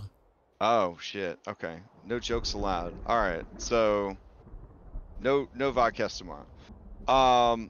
Saturday morning we got Red Handed Doom. They had a pretty farty episode 50. And now with the new stinky allies, they're gonna go take on the Mind Flayers. Maybe we'll see. See what happens. Then we've got Classic Saturday night. Next Saturday, I guess Celasta continues. Is that maybe? Is that right? I think it comes out next. Yeah, I think it's gonna be out. I think it launches like pretty much next Friday or next Thursday or something like that. So yeah. All right. So next Saturday, Celasta will continue. Sunday morning we've got Curse of Strahd Daybreak. They have decided not to do Yester Hill. They're going to do something else, they said. Man, they're missing out. And then, let's see. Sunday night, we got Mythic Odyssey, Island of Time. Got nothing else to say about it. Think it's gonna be pretty cool. And then Monday we are taking the week off, but we're pretty much at the end of the campaign. So any session could be the last session moving forward with Odyssey Prime. That's where we're at in the campaign. Tuesday, Cyberpunk Red with Dom, and then Abomination Vaults with Ash. And then Wednesday, we're going to play some more Dragon's Dogma. I got tired of not knowing what the fuck was going on, so I watched some videos today, and I read some stuff, and I now understand more about the game.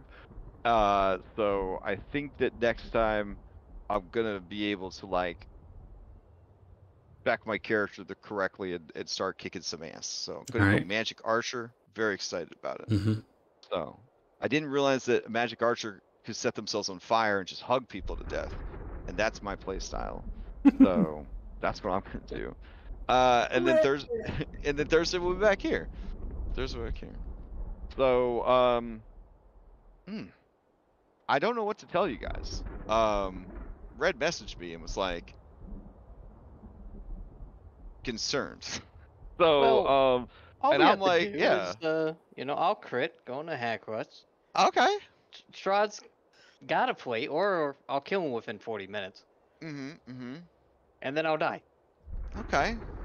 It sounds like a pro strat, honestly. Sounds like a pro strat. That's it I got so far. And Ez, now you don't have to hunt him down. He's right there. Hey, he looks like he needs a he's not flying himself. He's riding on a flying horse. Maybe there's a 100-foot cliff here. You fall true. 500 feet in one. Pretty sure Strahd von Zarvich can turn into a bat. Hey, as a reaction. I mean, we don't even know that Strahd hates us yet. So know? you guys didn't see his bat miniature when I dropped it and Foundry was like, I'll randomly just pick one of his many miniatures. I was like, thanks Foundry. Fucking love Foundry 10 so much. If I could just flip a switch to go back to Roll20, I think I would. That's how much I dislike Foundry 10. We're in too deep. Wow. Yeah, I hate it. It's just so extreme. bad. I can't endorse the product anymore. It's just, I miss my Foundry 9 so hard. Well, crying about it's not gonna fix anything. We're stuck here. All right. So, anyways, on that happy note, does anyone have any announcements before we adjourn? Nope. Oh, my last announcement. I did post on the server. I'm running 2 Steampunk Cowboy games. These Steampunk Cowboy games, they're gonna have the same energy as, well, no, I don't exactly know what the energy is, but they're gonna be a lot more focused on crime drama story and a lot less focused on grindy, crazy combat. Pathfinder will provide that naturally, but the campaign itself is a much faster paced, story beat centric sort of adventure. So I'm very excited to run it.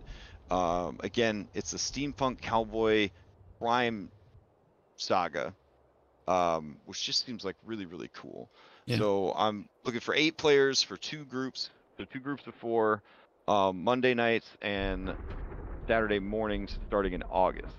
So that is up, and there's a sign-up sheet if you're interested. And there's a web page that describes all the stuff. And if you have any questions, that's being discussed and answered on the Discord.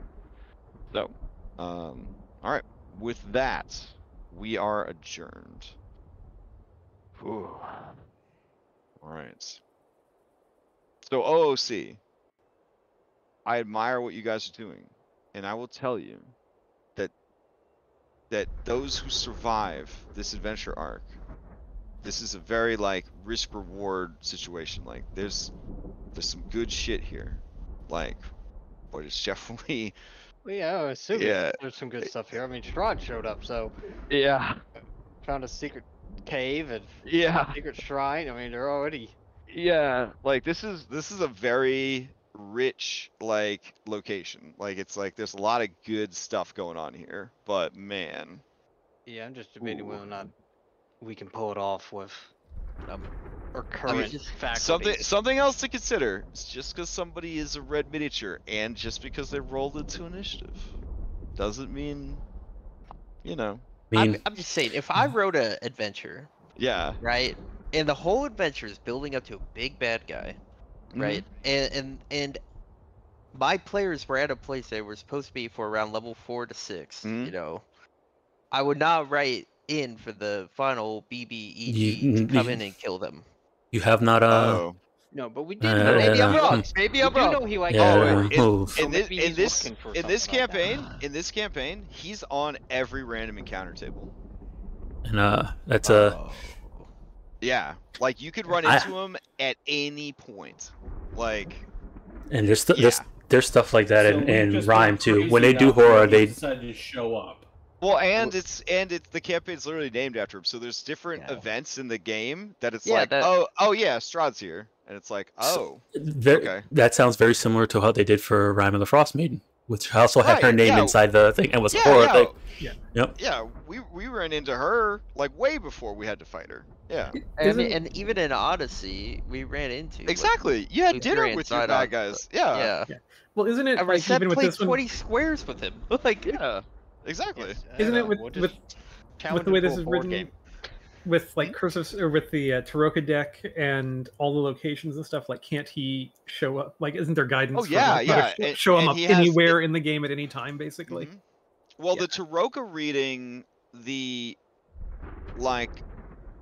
literal interpretation is like he's guaranteed to be in that spot, but sort of the fan community interpretation is if you go there to fight him, you will be like slightly empowered versus if you fought him anywhere else. It's like the fated location for your battle. So it's like the Taroka card deck guarantees he'll be in that spot, but then a lot of people run it that if you go there to fight him, it will be like, you know, that's your fated encounter.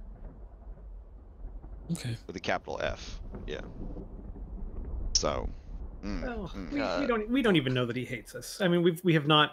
Yeah. We have not I dealt don't with him know. yet. We've only I dealt don't with know. one of his So, ladies, and she's not here. So I will say that we. One time, I was playing in a campaign, and we were at this very powerful person's domain, and someone really didn't like them, and they spat their mouth off, and they got publicly Oh, executed.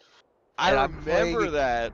And I'm playing a character that her whole mission in life is to kill this man. Well, listen. If you have another What's character idea planned, you should hit Well- me up between now and next week. Ez. So- Yeah, This is I'll one of probably have to send something to you because Are we still streaming? I think we're. Oh yeah, let me. Yeah, I'm still Yeah, sure. yeah. Okay. All right, bye stream.